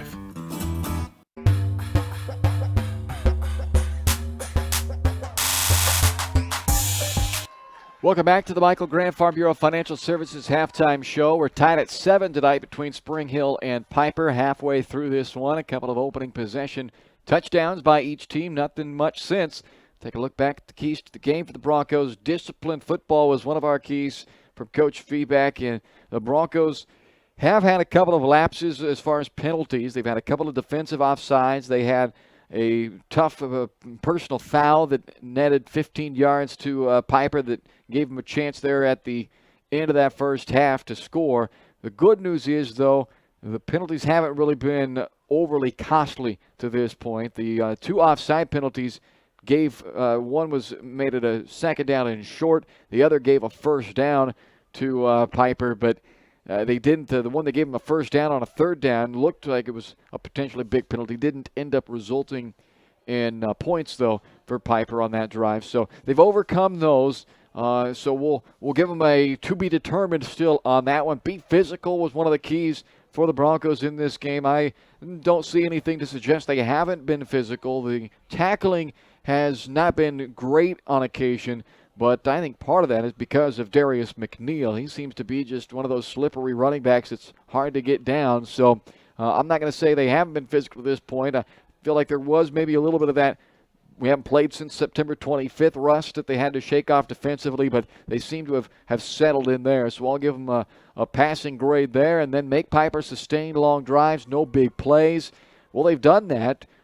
Unfortunately, Piper was able to sustain a long drive. They went 15 plays, 75 yards on their opening drive of this game and scored a touchdown. So kudos to them. I mean, you just sometimes have to tip your cap if they're going to go a whole 15 plays to march the ball down the field, and they're going to do it without putting themselves behind the chains or making a mistake. Then you just have to say good for you. But outside of that long drive, and even with that long drive, they have not given up the big plays. No explosive plays of over 20 yards, just 2 plays over 10 yards given up by the Spring Hill defense. So I would say they have definitely checked the box there, and they have done that key. And all in all, it adds up to a 7-7 ball game here at the half. So Spring Hill and Piper right where we started, just 7 points further down the road. We'll take a look at the full first half box score for you when we come back here on the Michael Graham Farm Bureau Financial Services halftime show. Spring Hill 7, Piper 7 on Spring Hill Sports Live at the half.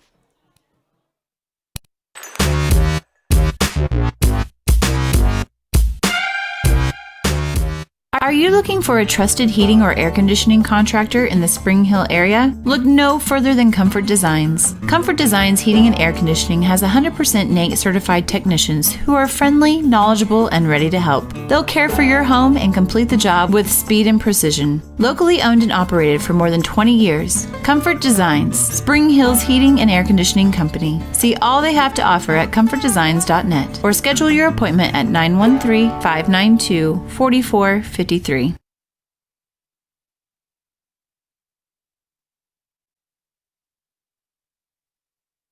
The area's premier small engine repair shop. Before you place that faulty trimmer or mower, bring it to hers and let their experts get you back to work. Hers also takes care of hydraulic hoses, cylinder reseal, and mechanical control cables, such as push-pull, brake, throttle, and more. Plus, they carry quality equipment like Bobcat mowers, Steiner tractors, grass trimmers, and more. Hers is even a UPS drop-off station. To learn more, come and visit us at hersinc.net. Call us at 913-247-3530.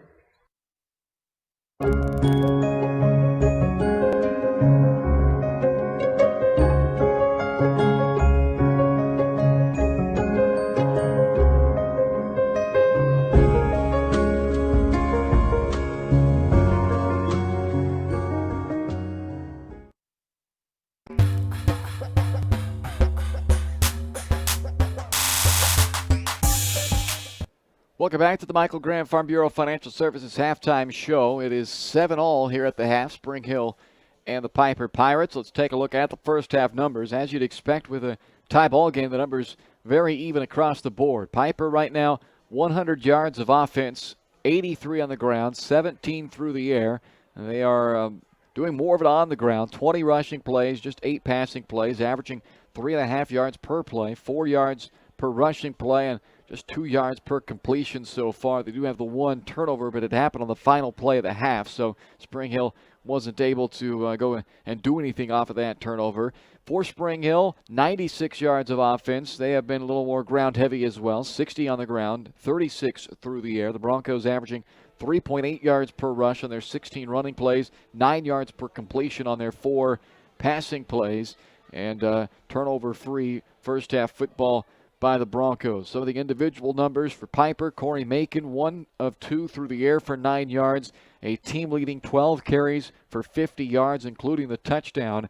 But he had to leave the ball game on their third series with what looked like a shoulder injury. He was able to walk off the field under his own power, so we'll see if Macon is able to get back in this ball game in the second half. The other quarterback for the Pirates, Logan Laddish, 1 of 6 through the air for 8 yards and an interception.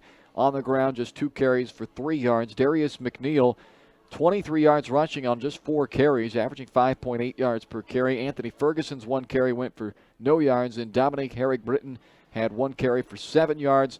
Herrick-Britton has 1 of the 2 receptions. That went for 9 yards. The other catch was made by Isaiah Coppage for 8 yards. For Spring Hill, Evan Letillier getting his first action of the season, the expected starting quarterback to start the year for Spring Hill. A knee injury cost him their first 4 games. He's back tonight making his first start, and he's made an impact. 3 of 4 through the air for 36 yards and 6 carries for 23 yards and the 2-yard touchdown on the ground. Draven Pipkin, 10 carries, 37 yards. He came in averaging 7.5 yards per carry.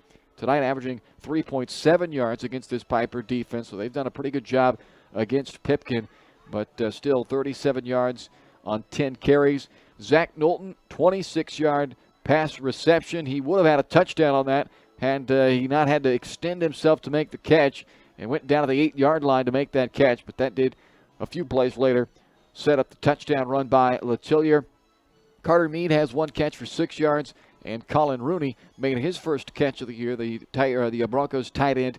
That went for 4 yards. Defensive leaders so far, Brady Larson, Tanner Thompson. They've got 5 tackles apiece to lead the way for the Bronco defense. Wilm and Hooker with 4 tackles apiece. Darius McNeil and Khalil Kennedy, 4 stops each. Ethan Walker with 3 leading the way for the Piper defense. And, of course, the game's lone turnover was that interception by Zach Knowlton. So that's a look at the first half numbers for you. 7-7, Spring Hill and Piper all even as we head to the second half. You've been watching the Michael Graham Farm Bureau Financial Halftime Show. Second half kick is next on Spring Hill Sports Live.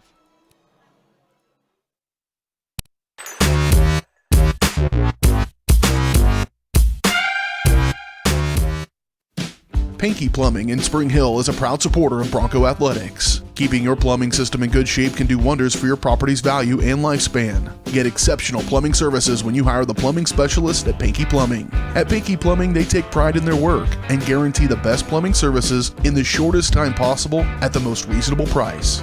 To learn more, give them a call at 913-568-8201 or visit pinkyplumbing.com. Go Broncos! A great collision on the field? Awesome. An awesome collision on the road? Not so great. If that bad play does come your way, take your car to Shoemaker Collision and Paint Center. As Kansas City's premier auto collision repair center, they work on all makes and models, even RV, marine, aviation, motorcycles, and more. Shoemaker Collision offers free estimates and loaners, plus they will work with all insurance companies. Get your ride back in the game. Learn more at shoemakercollision.com or call 913-592-0095.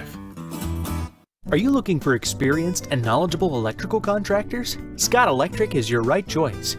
We have been providing high-quality electrical repair, remodeling, and troubleshooting services at affordable prices since 1972. Expect the highest attention to detail from start to finish. We are a licensed and insured electrical company. Our residential electrical services include installation of smoke detectors, hot tubs, and basement finishing. No job is too big or too small for our trained electricians. Call for a free estimate. When it comes to helping people with their finances, a cookie-cutter approach doesn't work. That's why you need Kim Thompson at Prudential Financial in Spring Hill. Kim knows that everyone's different. She'll listen to you and discuss your hopes and dreams, allowing you to focus on what's important. At Kim Thompson Financial, they focus on protecting your family, saving for retirement, living in retirement, financial strategy, saving for education, and your small business. To learn more, visit Kim Thompson Prudential Financial at the corner of Victory and Webster in Spring Hill, or call 913-592-5573.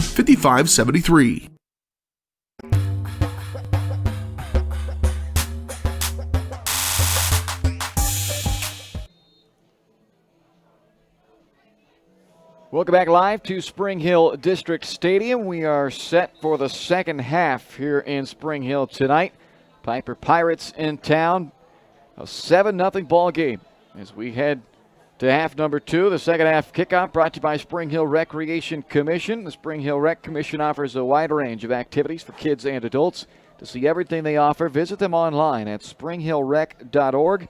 Or if you're more of the phone call type, give them a call at 913-592-2214. Along with Caden Carbajo, I'm Bryce Kessler here from Spring Hill District Stadium tonight. These two teams are treating us once again to a classic ball game. Last year, a 1-point road victory for the Broncos. The year before, a 2-point victory for the Broncos. So, last 2 years decided by a combined 3 points. And right now, I would not bet this one's going to be any different because they have been identical again tonight.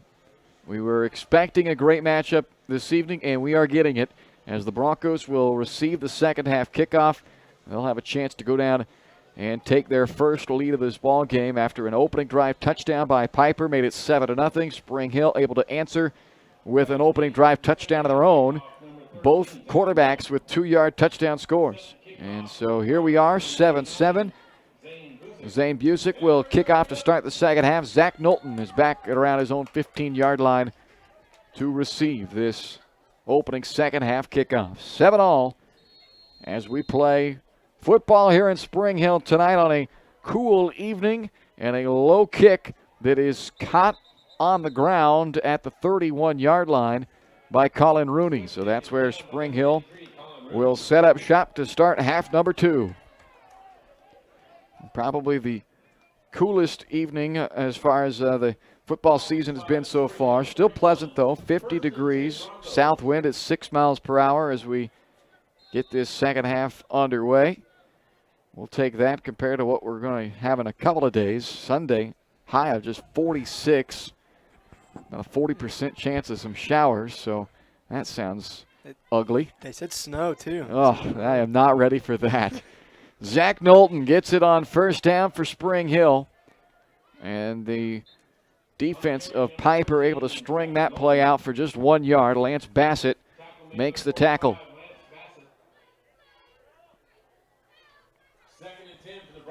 Second down and 10 yards to go as they're not even going to give him one on that one. No gain, and it's second down for the Broncos. We're just underway here in half number 2. You a snow guy, Caden? You like the snow? I like snow. I've sat through many Chiefs games in the snow, so yeah. I don't think it didn't bother us too much. Gross.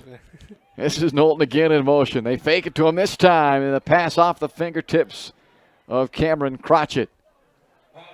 So a second, or make that a third down and 10 coming up for Spring Hill. Opening drive of the second half for the Broncos.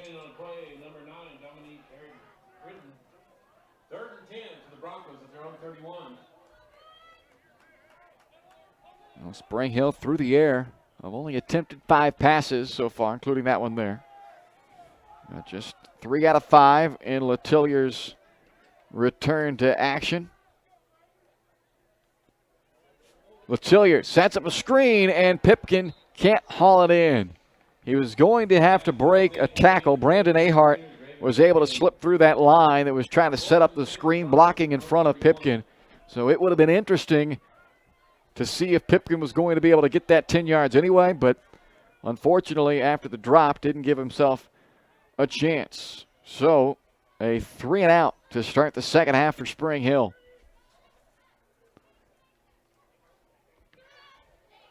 Powell's kick is a good one. It bounces at the 40, but it just takes a straight up in the air bounce and then trying to come back the other way. Larson will kill it at the 40-yard line.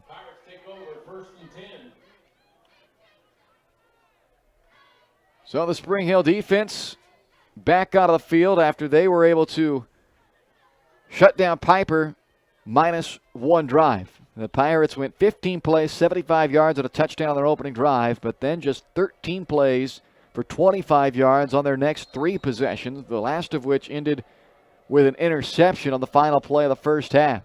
And it is Corey Macon who is back out there to start the second half. We saw him leave on the 3rd series of the game with what looked to be an arm or a shoulder injury. But Macon is back on the field as they start this series at the 41-yard line, and they hand off to Darius McNeil on first down. Larson on the tackle. I checked that. It wasn't McNeil. It was 26 Ferguson instead of their starter 24 McNeil. Larson on that stop after a 5-yard Anthony Ferguson run.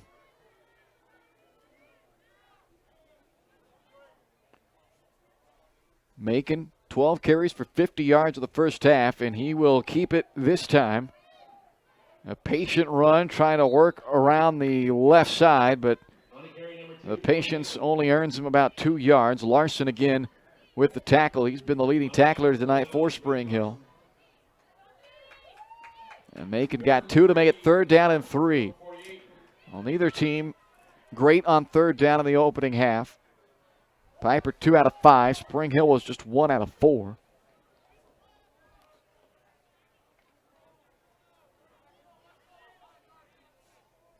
Third down and 3. Macon from the pistol.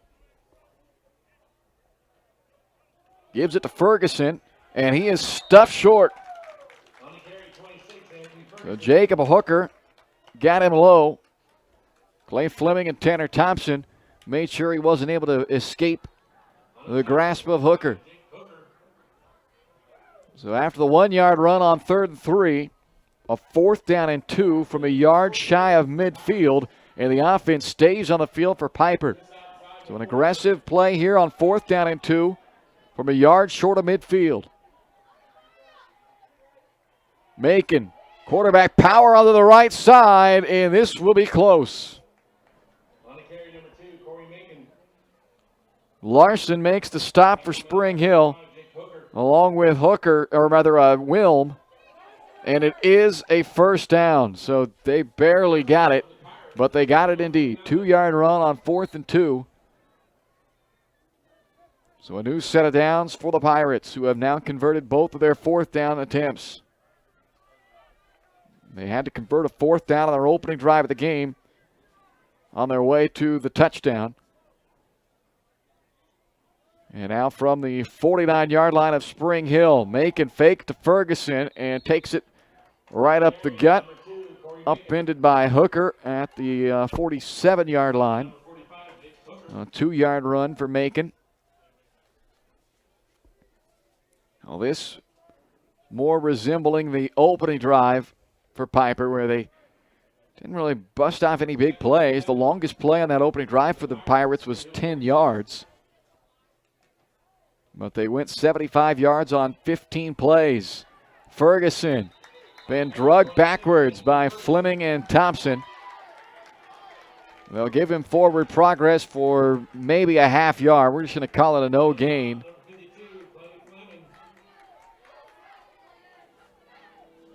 So 3rd down and 7.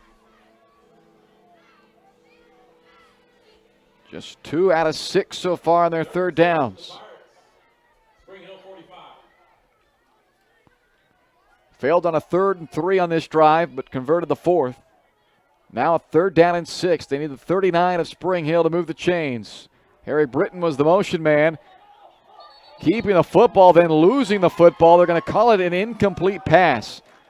So Macon trying to pull that one back.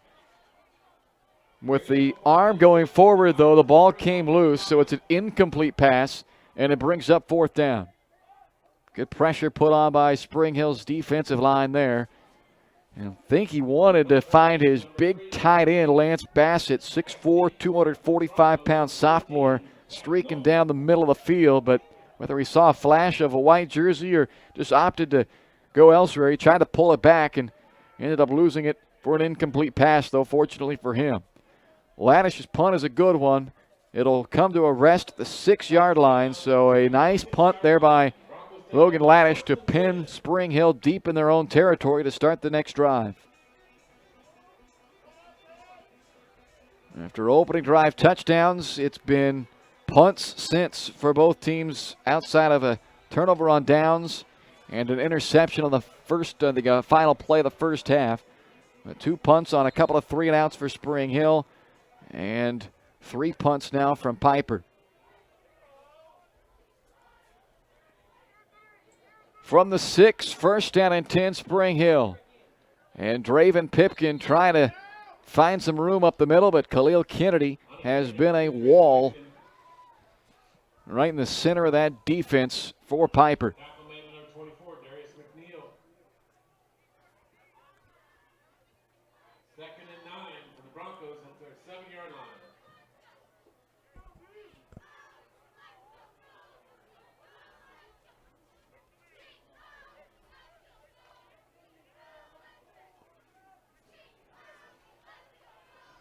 Second down, a long 9 yards for Spring Hill.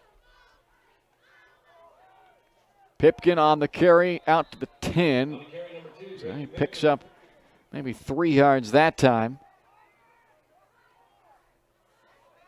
It's been a tough go tonight for Draven Pipkin. Brandon Ahart on the stop for Piper makes it 3rd down and 6. Skoma ran off and Colin Rooney comes on. You take the extra blocker out for an extra receiver on a 3rd down and 6 with 6 and change left in the 3rd quarter.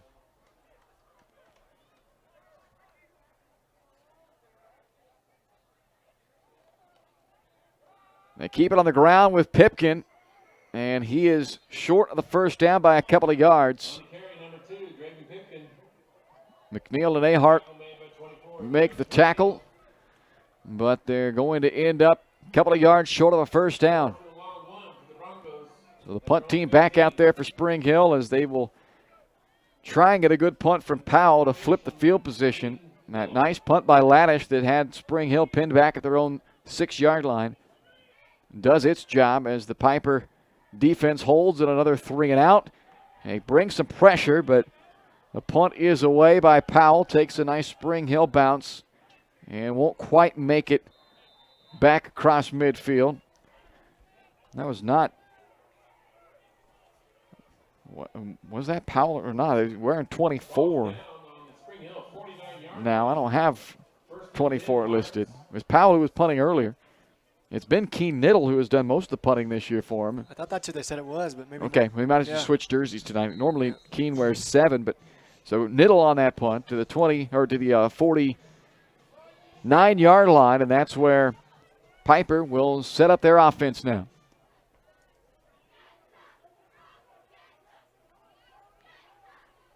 So it's Corey Macon who stays in at quarterback. We saw him rotate the quarterbacks in the 1st half, but Laddish got a couple of extra series because of the injury to Macon, so whether they're just returning the favor to give Macon a couple of extra series or whether they want to just keep it with Macon, they have been, in my estimation, more effective with Macon at quarterback.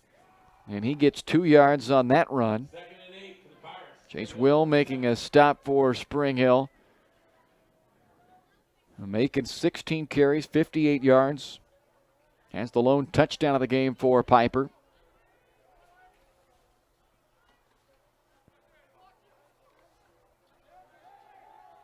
Gives it to his motion man who is hit hard at about the 46-yard line. Jalen Pride took a shot on the end of that one.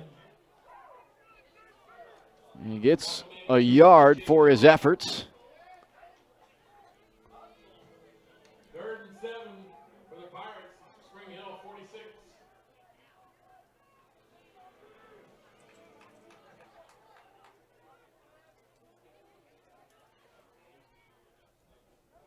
A 3rd down and long. Macon rolling to his left and throws it to Scott, who bobbled it incomplete.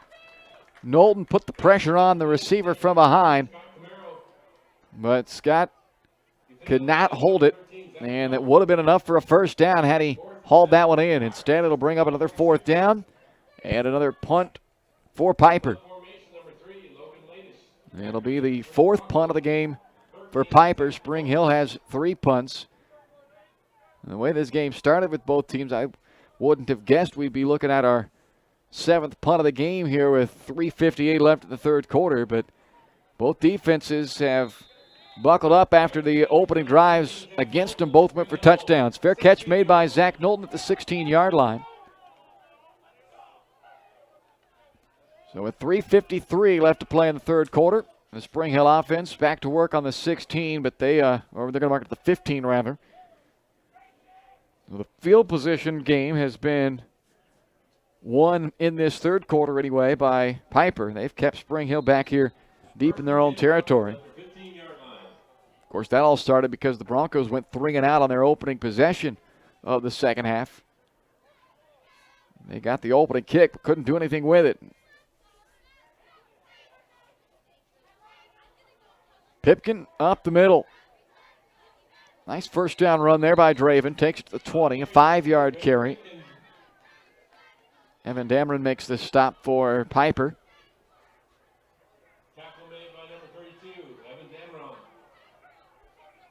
They'll take 5 yards on first down.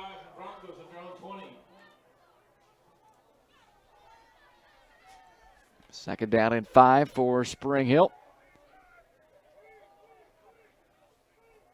Knowlton to the slot on the right. We'll see if they use him in motion here. Instead, they give to Pipkin. Runs over one man. But Ahart, who got knocked down to the turf, able to keep a hold of the leg of Draven Pipkin. And the tackle is made for a 2-yard gain to bring up third down and 3. The Broncos just 1 out of 5 on third down in this ball game. They could certainly use one right here. And for nothing else, just to keep the defense resting a little bit and also try to work the field position back to your favor a bit, because they've played this whole half trying to defend in-plus territory for Piper and then trying to work out of their own minus 20. Pass is caught on the outside for a first down. A little quick hitter out to Cameron Crotchett to the 28-yard line for 6 yards and a first down. That's a big first down. They needed that one. Eric Britton makes the stop after the completion. That's 6-yard hook up to Crotchett, his first catch tonight, his 7th on the year. Gives the Broncos a much-needed first down with 2 minutes left in the third quarter. Tied up at 7. Both teams scored on their opening drive of the ball game. Letillier, quick play fake, now trying to make it happen with his legs. He got 2 before he's twisted down by Brandon Snell. Makes it second down and 8 with under 2 to play in the third. Second and 8 for the Broncos at their own 30. Well, Letillier in his first game back has thrown 7 passes, completing 4 of them for 42 yards, and he's run 7 times for 25 yards, including the 2-yard touchdown back in the early stages of the second quarter. Flips this one out to Pipkin in the left flat. Draven able to break a tackle and take it to the 35-yard line before Anthony Ferguson makes the stop. They get 5 yards on the little swing out to Pipkin. And it brings up a manageable third down and 3 as we go under a minute to play in the third quarter. It's the second reception of the year for Pipkin. He's been a workhorse back carrying the football. He's had double-digit carries in all 3 of his starts this year. Another double-digit carry night here with 15. That's just his second reception, though. Letillier being pressured by Kennedy. Has a wide-open receiver, Colin Rooney, but he overshoots him. Rooney had snuck behind the Piper secondary, but Letillier, having to try to elude the pressure, wasn't able to get his feet set and put an accurate ball on Rooney. And the incomplete pass brings up fourth down and 3 with 32 seconds left in the quarter, and the punt team comes back on for Spring Hill.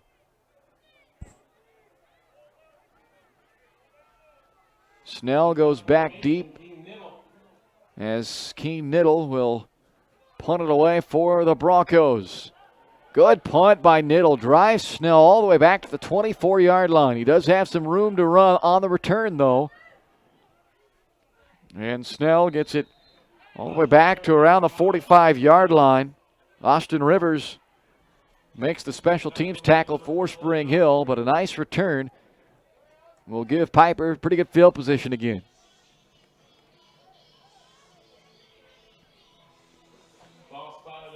"20 seconds left in this third quarter. Will it be Macon or Laddish who takes the field for Piper at quarterback? It's been all Macon so far in the second half, and it will remain that way.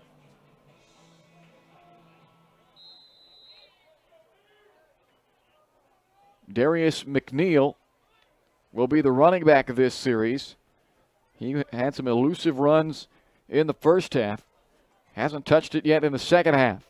He'll be the lead blocker for Macon on this play. Hooker undercuts him at the 48-yard line. 3-yard run, and that will take us to the end of the third quarter. 7-all. Spring Hill and Piper as we're off to the fourth tonight on Spring Hill Sports Live.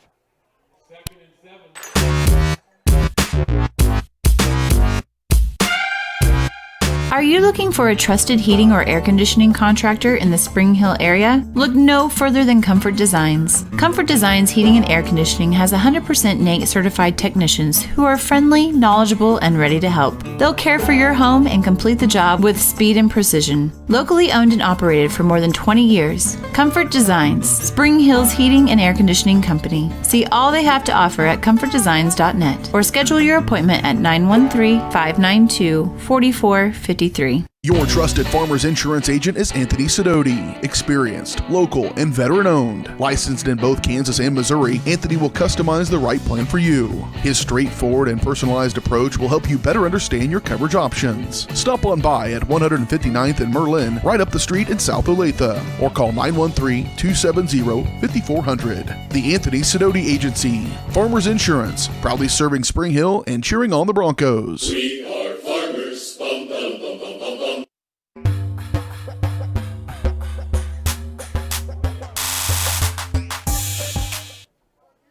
We start the fourth quarter tonight here in Spring Hill. 7-7, Spring Hill and Piper. Both teams scored on their opening drive. Nothing on the board since, and it's second down and 7.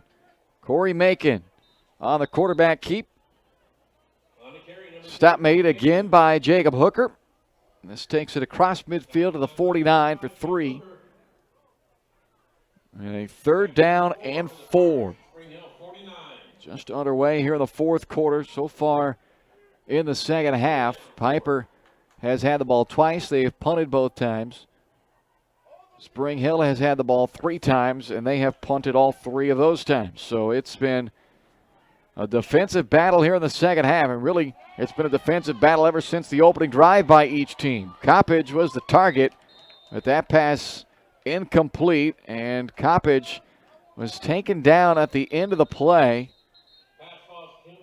The defender, Cody Powell, chasing Coppage down the sideline there on the pass by Macon, which sailed over his head and out of bounds. And Coppage a little bit slow getting up after the play. The pass incomplete to bring up fourth down.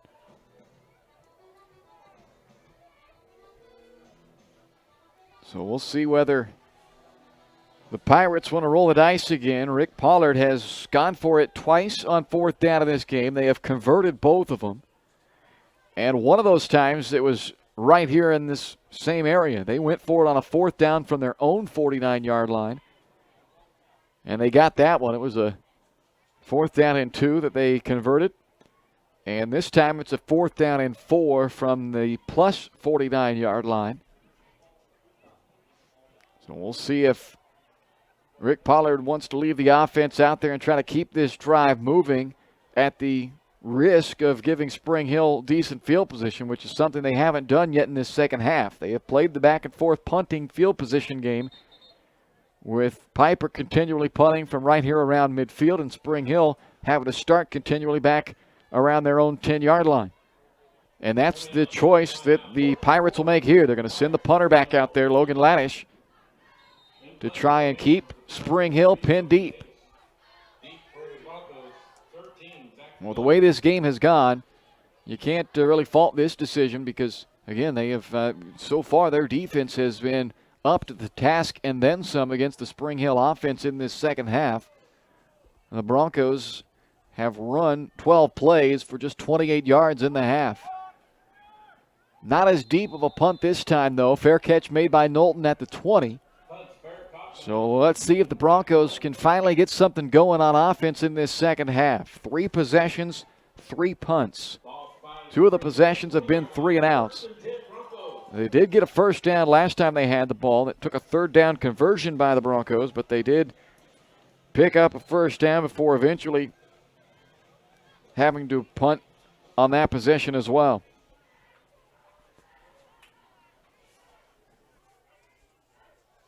Pipkin's been the workhorse, 15 carries, 52 yards tonight. He stands behind Letillier, and he'll get it on first down, dragging defenders out near the 25-yard line. McNeil and Kennedy on the stop. Another solid 5 yards by Draven Pipkin, who's averaging 3.6 yards per carry tonight, about half of what he was averaging through 3 games coming into tonight.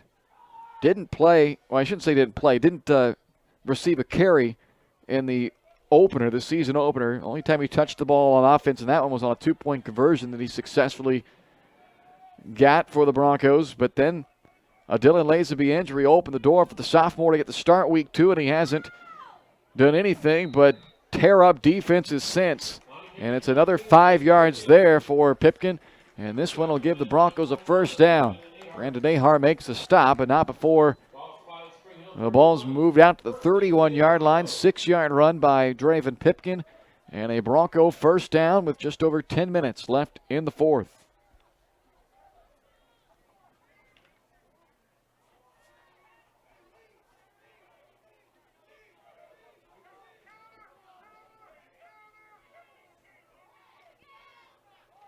Pipkin again straight up the middle. This time he is shut down for maybe a yard on the forward progress.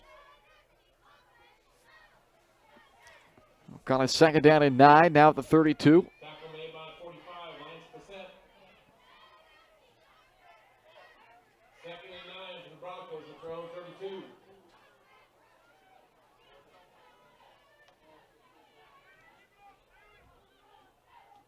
Letillier sends 3 receivers to the right side.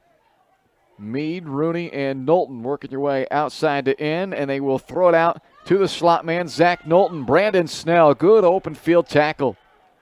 Wrapped up Knowlton for a 1-yard loss. Knowlton not an easy guy to take down in the open field. Brandon Snell makes a very good tackle right there to save a potential big play. Once you get 13 out there at green space, he is a tough guy to take down. You see it on the return game. He had that interception earlier on defense, Knowlton did, and nearly was able to break free on the return on that one. But a good stop there by Snell makes it 3rd down and 10. Letillier has good protection here. Now it breaks down, and he'll take off and run. Lowers a shoulder into Ahart, diving for that first down marker, and he's got it at the 41-yard line. An 11-yard scramble by Evan Letillier gives the Broncos a first down.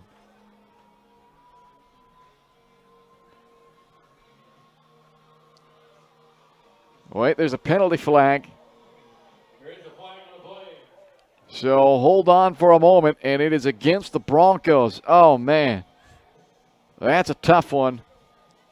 It's a holding penalty on Spring Hill, and that wipes out an 11-yard first down scramble on a 3rd down and 10. And we'll make it a 3rd down and 21 now, back at the 20-yard line. Well, that is a costly penalty. 3 of the 4 penalties committed by the Broncos in this game have been committed on 3rd down. Twice on the defense, and now an offensive. That's the first offensive penalty they've had in this game, but it could be a costly one. They'll try to set up a screen again. This time they complete it to Pipkin, but he was immediately wrapped up by Darius McNeil. And then the rest of the convoy comes to make the stop. They're going to lose another yard back to the 19-yard line. So the Broncos go backwards after they looked like they were going to end up with a big first down run by Letillier on a 3rd down, but a holding penalty wiped it out. And then a loss of a yard on a screen pass makes it 4th down and 22. Low kick by Niddle. Takes a very good bounce, though, for Spring Hill as it scooted right past Snell and will go all the way down to the 24-yard line. So a low punt by Niddle to keep it away from Brandon Snell, who had a nice return last time. And then he got the benefit of about a 25-yard bounce. So it does help flip the field somewhat here.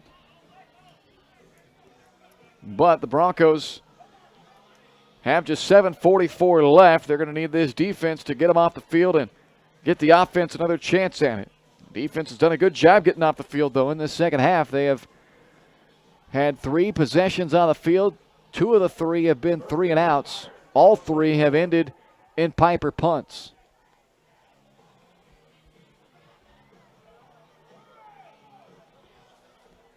Corey Macon remains the quarterback. He's been the only guy we've seen at quarterback in this second half for Piper after they flip-flopped in the first half with him and Laddish. Nothing there on first down. A couple of yards is all. Oh, and a late penalty flag comes in. So we're going to have a dead ball penalty here after a 3-yard run by Anthony Ferguson. Chase Wilm was the one who made the tackle for Spring Hill, and the personal foul is against, well, both teams. They're going to offset the penalties. Offsetting penalties, personal fouls against both teams. So a dead ball penalty. The play will stand. A 3-yard run by Ferguson will put the ball at the 27-yard line and a second down and 7. So no harm, no foul, I guess, with the personal fouls. But both teams going to have to avoid getting too emotional with it right now. Neither can afford a big 15-yard penalty against him at this point. Wilm again on the tackle as Ferguson's forward progress will be marked out to the 29-yard line for another 3. So 3rd down and 4 yards to go. I'm called 3rd down and 5, actually. They're just short of the 30. They need to get it out to the 34. So 3rd down and 5, 7 minutes left to play in the 4th quarter.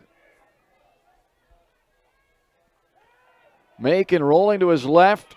The lefty wants to throw, and he's finally able to hook up on that little dig route that they have run multiple times but have not been able to connect. They do this time for 11 yards to Dominique Herrick-Britton. Brady Larson makes the tackle on the end of it, but it's a first down on just the 2nd completed pass for Corey Macon in this game. They have been more run-centered, and they have taken fewer shots down the field than what we've seen in past weeks from the Pirates. Macon shut down here for no gain. Run down by Denver Gardner, who was able to work his way through that center of the big offensive line. Second down and 10 as we near the midway point of this 4th quarter. Both teams scoring on their opening drive of the game. And that's where we're still at, 7-7. Last 2 years, these games between Piper and Spring Hill have been decided by a combined 3 points. A bad snap back to Macon results in a big loss. Gunnar Kroll back there to make the stop in the backfield at the 33-yard line. They lose 7 yards after the bad snap, and let's see if the Broncos can use that to help get the football back, as it makes it a 3rd down and 17 now with 5.5 to go in the ball game.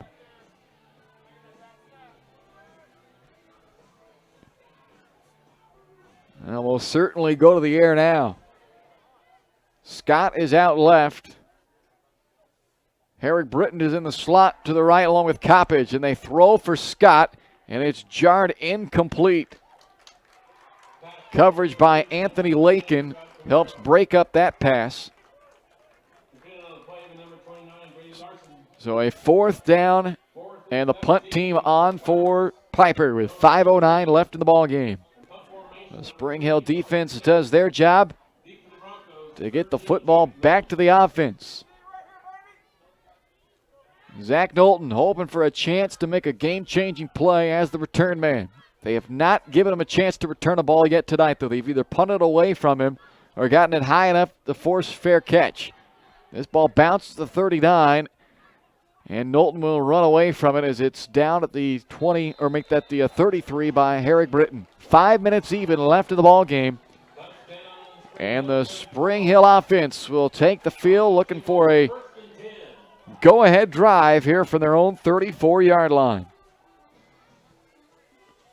First game back for Evan Letellier after missing the first 6 weeks of the season And now the senior quarterback has a chance to lead a game-winning drive for his guys. From the 34, first down and 10. Carter Mead comes in motion. Letellier fakes it to Carter Mead and then will take it out to the 37 or so. A 3-yard run. Anthony Ferguson on the tackle.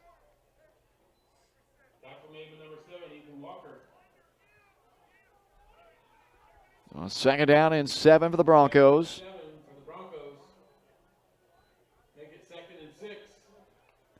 They actually move that ball all the way out to the 38-yard line.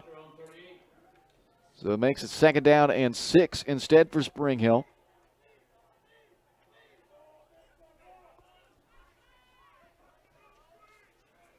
.420 and counting. Knowlton goes in motion. They'll fake that jet sweep again. Big hole up the middle for Letellier. He crosses midfield and pulls defenders all the way down to the 46-yard line. Big run by Letellier. Ahart and Ferguson were on the end of that play to make the tackle. But it's a 16-yard run by Letellier. The longest running play of the night for Spring Hill. The only play total they had longer was that 26-yard completion to Knowlton back in their opening drive. And that 16-yarder by Evan Letellier puts him across midfield for the first time in the second half with 3:40 left to play. They go back to Draven Pipkin. He's cut down to the 42-yard line by Ahart. It's a 4-yard run there for Draven on his 19th carry of the evening. He got 68 yards on the ground in this one. It's been pretty dead even tonight. 158 yards of offense for the Broncos, 151 for Piper. Both teams a similar yard per play average, and the score deadlocked at 7. Spring Hill on the move, though. Second down and 6 at the 42 of Piper. Letellier to throw. Got hit on the arm as he released it. Darius McNeil on the pressure by Piper. Dangerously floating ball out there in that middle of the defense of Piper, but luckily for Letellier, it falls incomplete, and it'll bring up third down and 6. Darius McNeil with the pass breakup there to make the Broncos have to convert on a third down here in medium. They have not been great on third down tonight, but they'll forget all about those if they can convert one here and keep this drive alive to head down to a potential game-winning score. 2:51 left of the ball game. On third down and 6, the pass is bobbled and picked off by McNeil. So he broke up the last play, and now he ends this Spring Hill drive with an interception. Carter Mead made the tackle immediately after the pick by McNeil. But two big plays made by Darius McNeil. First turnover of the game for Spring Hill. Just their third turnover of the season. They've been very good in that department this year. But the McNeil interception sets Piper up now with 2:45 to go in the ball game with a first down and 10 on their own 36. Corey Macon, the quarterback again. He'll fake to McNeil and keep it himself, and the first time in a long time that Macon's had some running room. He's taken out by Hooker at the 45-yard line. A 19-yard run by Corey Macon, easily his longest of the night and the team's longest rushing play of the ball game. And for that matter, it's their longest play period of the night. And it comes at a big time with just 2:34 remaining. Puts the ball in plus territory for the Pirates at the Spring Hill 45, first down and 10. Macon keeps again. Stiff arms Kroll to the backfield. Runs over another Bronco defender and eventually taken out of bounds with another first down. He stepped out, it looks like, at the 34-yard line. It's an 11-yard run as Macon rips off 30 yards in the last two plays and has the Pirates set up first down and 10 at the 34-yard line.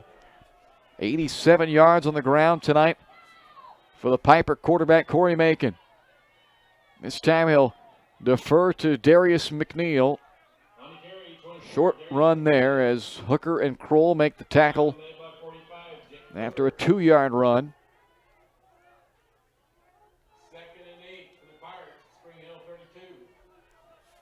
Second down, 8 yards to go as the clock goes underneath. 2 minutes left in regulation.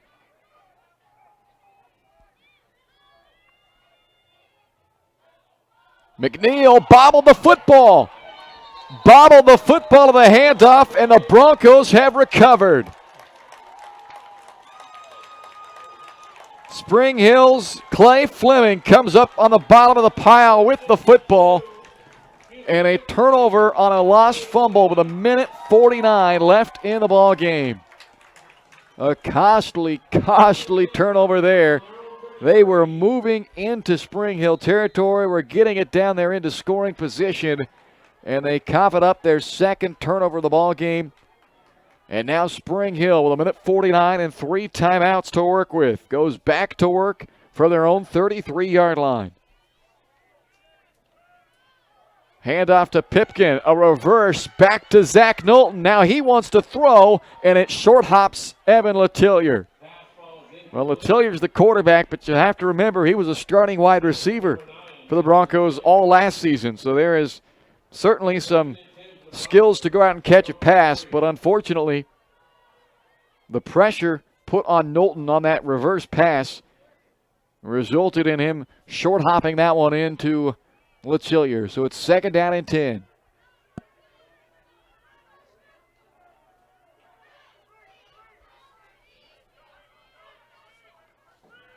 Having to throw. Hooks up with Meade. No, it's off his hands, behind him, and incomplete. It was open. But the Broncos now face a third down and 10 with 1:38 to go. 2 quick incomplete passes. Both teams have their full complement of timeouts remaining. A third down and 10 for Spring Hill on their own 33. Coming off of the Darius McNeil fumble. Pressure coming up the gut. Good job picking it up by the offensive line. And the pass is bobbled and intercepted by Dominique Herrick-Britton. Cratchit couldn't pull it in, and it fell right into the lap of Herrick-Britton at the 44-yard line. So both teams turn it over. In fact, the last 3 possessions of this game now have ended in turnovers, as back-to-back possessions end with Spring Hill interceptions. So at the 44-yard line with 1:31 to go, Piper gets the football back as their turnover doesn't end up hurting him at all. In fact, they take back over almost where they coughed it up. And a timeout taken by Piper with 1:30 left in the ball game. They will use their first of 3 second-half timeouts. Well, we shouldn't be surprised that this ball game between Piper and Spring Hill is coming right down to the wire. It seems they always do. A 1-point win last year for Spring Hill, a 2-point win for the Broncos the year prior. And right now, this one looks like it's going to be decided by who can come up with the big play. Both defenses have been better than the offenses since the opening drive of this game. A 15-play opening drive touchdown for Piper, and then a 10-play opening drive touchdown for Spring Hill. But neither team has scored since. The last 3 possessions of this game have now ended in turnovers. A couple of Spring Hill interceptions bookending the lost fumble by Piper.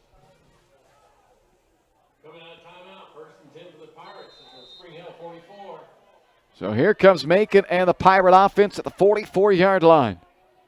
Taking a deep shot down the left sideline, and it is caught. What a catch. Dominique Herrick-Britton makes the catch at the 12-yard line for 32 yards. What a grab by Herrick-Britton. Clock will roll with 1:20 left, and a first down and 10 at the 12-yard line. A beautiful catch along the sideline there by Herrick-Britton with Zach Knowlton all over him in coverage. Macon on the quarterback keep. Hooker grabbed him by the ankles and pulls him down at the 6. And Piper will use another timeout. Second timeout taken by the Piper Pirates. And I'll be honest, I think that's a benefit to Spring Hill that they just took that timeout. I mean, they're only 6 yards away with 1 minute and 3 seconds. That's plenty of time. And by using that timeout, Spring Hill, you would think at this point in time, they're the ones who are going to have to start thinking about taking timeouts to try to preserve some time for themselves to try to come back with a potential answering scoring drive of their own if Piper is able to capitalize here. So the fact that the Pirates took that timeout, it leaves 3 in the pocket of Jason Feeback with 1 minute and 3 seconds left in this ball game. Piper down to 1 timeout. They'll have a 2nd down and 4 from the 6-yard line. The big play to Dominic Herrig-Britton, a 32-yard catch. Moved the ball down to the 12-yard line. Macon got it halfway home down to the 6 on their first down play. So now 2nd down and 4 from the 6 with 1:03 left here in the fourth quarter.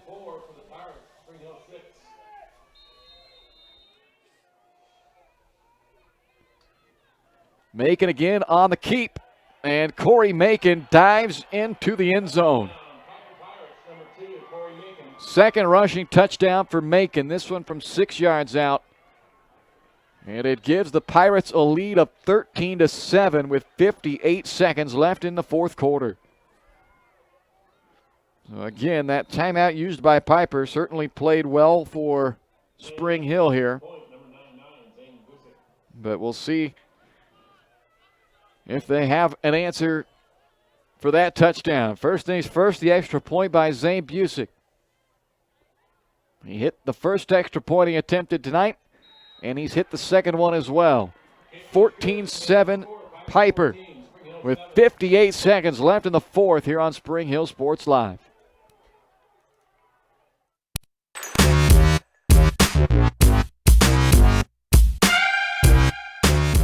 6 a.m. Shop local and save at Price Chopper, your hometown grocery store in Spring Hill. Come see the improvements and upgrades throughout the store. As always, Price Chopper is the place for hand-cut steaks from the meat department, the freshest fruits and vegetables from the produce aisle, and unbeatable flavors from the bakery. From apples to aspirin, Cool Whip to Cool Crisp lettuce. Price Chopper is now happy to offer curbside pickup, locally owned and operated, and under new management. Price Chopper in Spring Hill, open daily, 6 a.m. to 10 p.m.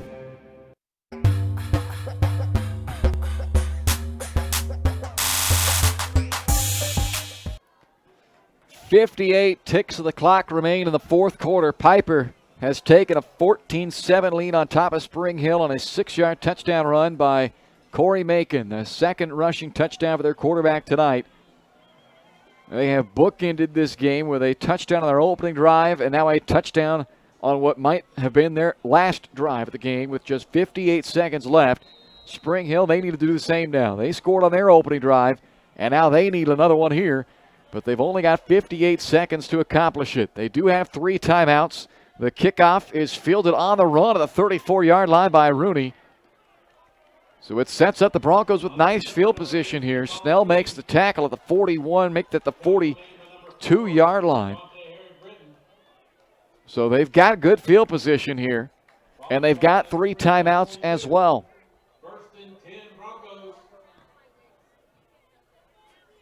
Now, this is certainly not out of the realm of possibility right now. With 3 timeouts, they need to go 58 yards. Cameron Crotchett is the receiver. Well, he was wide left. Now he's going to go across the formation over to the right side. He's over on that side of the field with Carter Mead. Knowlton and Rivers on the near side. They go screen to Pipkin. A lot of room up the middle. Spins off a tackler. Pipkin still on his feet all the way down to the 42-yard line of Piper. 16 yards on a first down. The clock will stop momentarily while they move the chains. Clock will roll again now at 45 seconds and counting. Big play on a first down screen to Pipkin. Letellier, quick throw through the hands of the defender, Ahart, and incomplete. Well, the last two Spring Hill possessions have ended on interceptions. That one nearly ended the drive there as well, but Ahart could not pull it in with 36 seconds to go. It's second down and 10 at the 42-yard line. And Spring Hill does have all three of their timeouts remaining. They send three receivers to the right side. Letillier looking that direction, under pressure, and brought down by Lance Bassett at the 49-yard line. A 7-yard loss on the sack, and the Broncos will take the timeout. The first sack of the game, and it comes at a very big moment here to force the Broncos backwards and force the Broncos to use the first of their remaining timeouts. They'll have 2 to go with 31 seconds left. And now facing a third down and 18, or make that a third down and 17 at the 49-yard line. They call it an 18, but ball's on the 49. Third and long, either way you slice it. Don't necessarily have to get all 18 of this on this play, though. You're clearly in 4-down territory up against the 7-point deficit with 31 seconds to go. So you can play to pick up some of it in hopes to make it an easier fourth down conversion. And you do have the 2 timeouts, so you can play in the middle of the field here. You don't have to fire to the sideline. So third down and 17 on the 49 of Piper with 31 seconds to go. Spring Hill down by 7.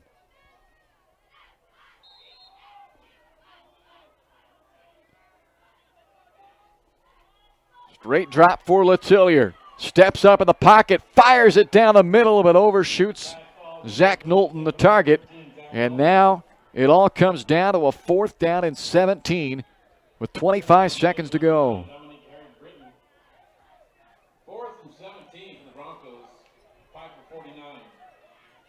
Last chance for Spring Hill to keep their hopes alive. They need to move this ball down to the 32-yard line of Piper.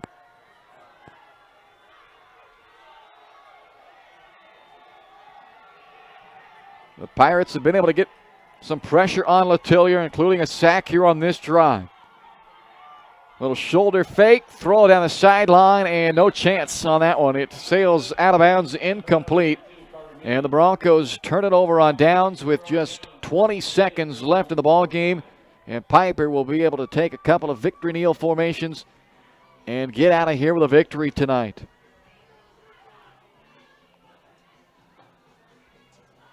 A 7-7 ball game all the way through, and a late touchdown for the Piper Pirates. A 6-yard touchdown run by Corey Macon, which was helped set up by a 32-yard completion to Dominic Herrick-Britton. The longest play of the night for Piper set up that game-winning touchdown. And now a couple of kneel downs. The only thing that the Broncos can hope for now is a botched snap by Piper. Clean snap to Macon. He takes a knee. And the Broncos are not going to use the timeout. They're going to let the clock expire on this one. And the Piper Pirates will pick up a road victory tonight over Spring Hill. Another classic ball game between these two teams. But in the end, this one goes to the Pirates. 14-7 your final this evening. The Piper Pirates improved to 4-3 with a victory as they snap out of their 2-game slide. And for Spring Hill, the 2-week layoff from their win against Bonner Springs, they come back to action for the first time since September 25th, and they fall tonight 14-7 to drop to 2-3. We'll wrap it all up for you coming up on the Shoemaker Collision and Paint Center postgame show next here on Spring Hill Sports Live.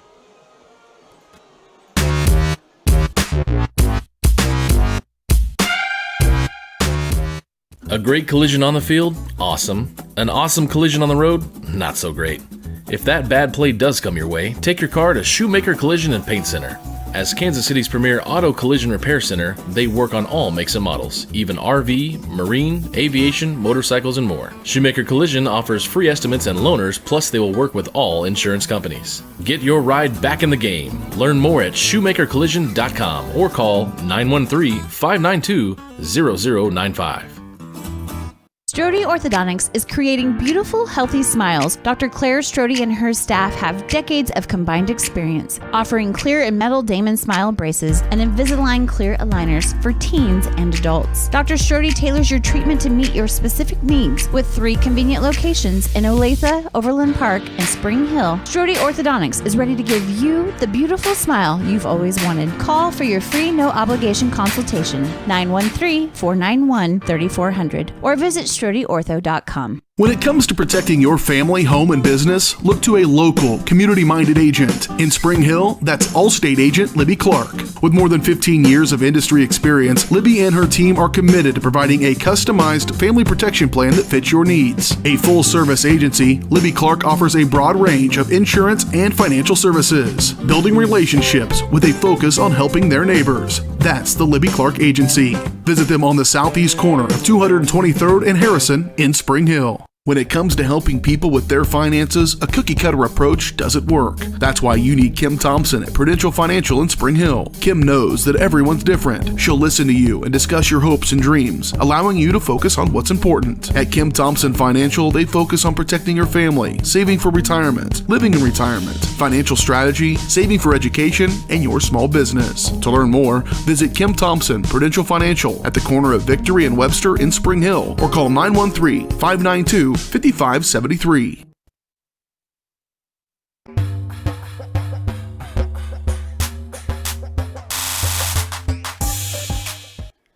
Welcome into the Shoemaker Collision and Paint Center post-game show, brought to you by Kansas City's premier auto collision repair center. They work with all insurance companies to get you back on the road in no time. To learn more, visit them online at shoemakercollision.com or call 913-592-0095. Well, tough end to a great ball game tonight, a 14-7 final as the Piper Pirates pick up the victory to improve to 4-3 as they drop the Broncos to 2-3 with this 14-7 final tonight. A couple of Corey Macon touchdown runs. His first came back at the 4:02 mark at the first quarter to put the Pirates on top 7-0. The ensuing drive for Spring Hill ended on a 2-yard touchdown run by Evan Letillier to tie the game at 7. That was after the opening possession by each team. It was tied at 7, and it remained tied at 7 all the way until the final minute of the fourth quarter. A 32-yard completion to Dominic Herrick-Britton set up the Pirates down at the 12-yard line, and back-to-back runs by Corey Macon. Each went for 6 yards, and that second one found the end zone for Macon's second touchdown run of the game to make it 14-7. And that would hold up to be the final score tonight as the Broncos turned it over twice in that fourth quarter and had multiple chances tonight with the football and trying to go down there and take a lead, but they just could not get through that Piper defense. Both defenses really held strong throughout this ball game, sans the opening drive by each team, and then it took the big play, and it was the game's biggest play, a 32-yard completion to Dominic Herrick-Britton, the longest play of the ball game.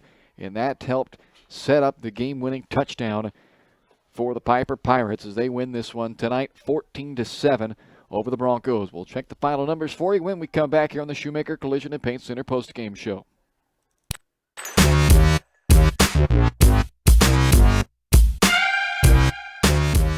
Elliott Group is a proud supporter of Spring Hill and USD 230. At Elliott Group, we work, live, and shop in your local communities. Serving Miami and Johnson counties for more than 45 years, Elliott Group understands your needs. As an independent insurance agency, Elliott Group works with numerous carriers to find the coverage that best fits your needs. In Spring Hill, call 913-592-5552 or visit ElliottInsuranceGroup.com. Prime Accounting Solutions in Spring Hill is here to help you and your business grow. From accounting services to tax planning, Prime Accounting is here to help you meet your goals and achieve your dreams. The accountants at Prime Accounting Solutions stay up to date on the latest news and information, ensuring the best options, services, and returns for you. Give Prime Accounting Solutions a call at 913-592-2050. Visit them at 408 North Webster in Spring Hill or go online to primeaccounting.net. Whitesell Optometry Vision Source has been the leader in optometry services and vision care in Spring Hill for more than 20 years. Whitesell Optometry offers comprehensive eye care, as well as the latest, most popular lenses and frames for Spring Hill and the surrounding communities. Experience modern eye care with advanced diagnostic technology and vision correction products. And with the experience of Doctors Whitesell and Bloodgood, you're sure to see the results you're looking for. To schedule your appointment, call Whitesell Optometry Vision Source at 913-592-2020.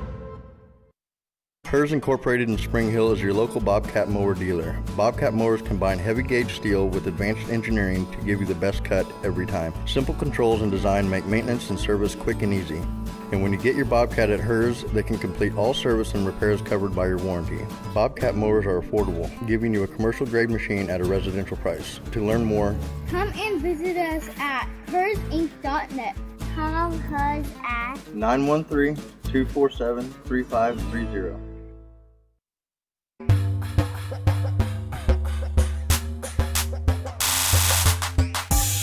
Welcome back to the Shoemaker Collision and Paint Center post-game show. A final tonight in Spring Hill. The Piper Pirates 14, the Spring Hill Broncos 7.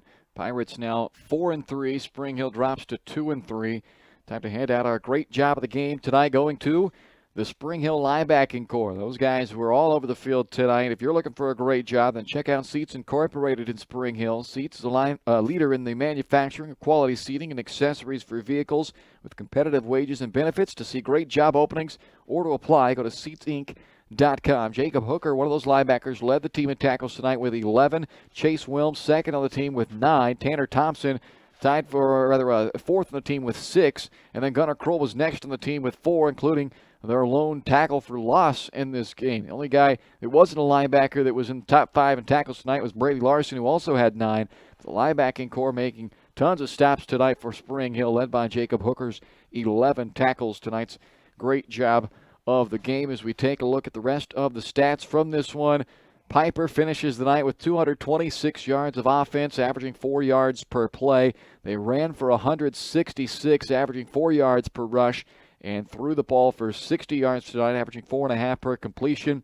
For Spring Hill, 167 yards of total offense in this game. They just had a tough time getting anything rolling. It's a season low in total offense for the Broncos. 106 yards on the ground, averaging 3.5 yards per carry, and just 61 yards through the air. The season low there as well. Their previous low, 109, the first time they've been held under 100 yards through the air, averaging just 3 yards per completion tonight. Overall, the Broncos on 50 plays run tonight, just 3.5 yards per play.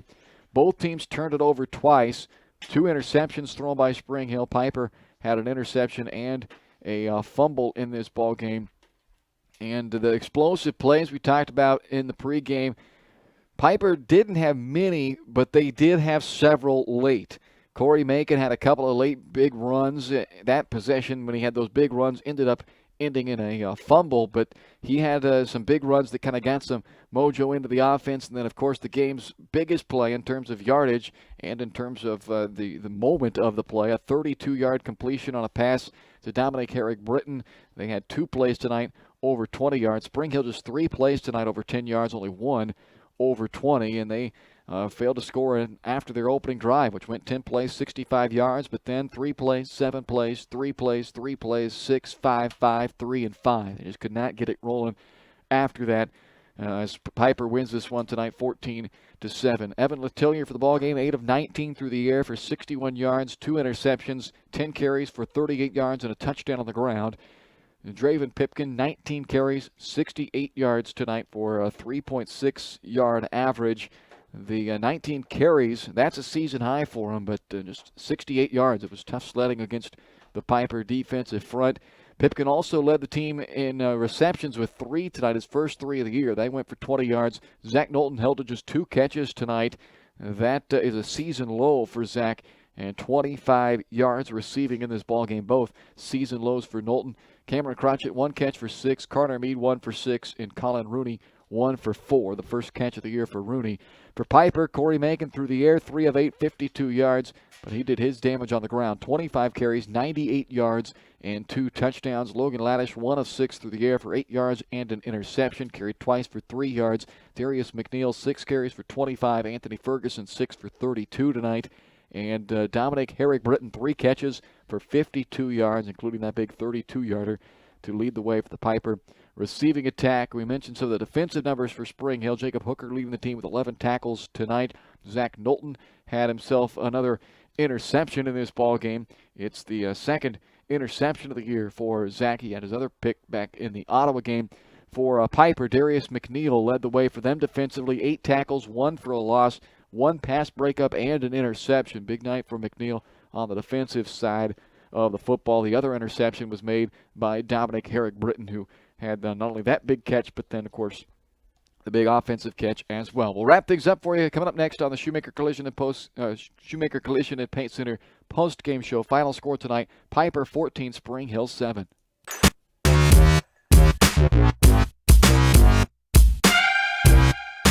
Your trusted Farmers Insurance agent is Anthony Sidoti. Experienced, local, and veteran-owned. Licensed in both Kansas and Missouri, Anthony will customize the right plan for you. His straightforward and personalized approach will help you better understand your coverage options. Stop on by at 159th and Merlin, right up the street in South Olathe, or call 913-270-5400. The Anthony Sidoti Agency. Farmers Insurance, proudly serving Spring Hill and cheering on the Broncos. We are farmers. Bum, bum, bum, bum, bum, bum. The industry's most advanced equipment and training, state-of-the-art diagnostic tools, and the small-town friendly service you expect. That's J&T Auto Service in Spring Hill. Eliminate the veil of uncertainty with J&T Auto's digital diagnostic process. This unique service ensures transparency, clear communication, and documentation, allowing for a quick and complete repair. To learn more or to schedule an appointment, call 913-592-6424. You can also visit jtautoinc.com.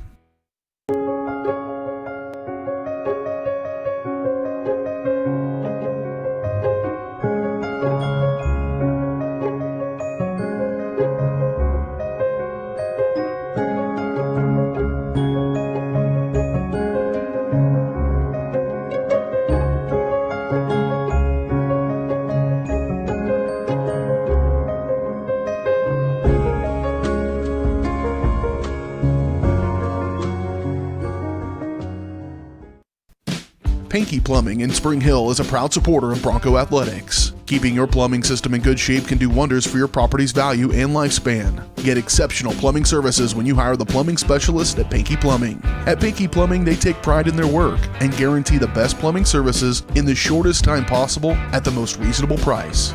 To learn more, give them a call at 913-568-8201 or visit pinkyplumbing.com. Go Broncos!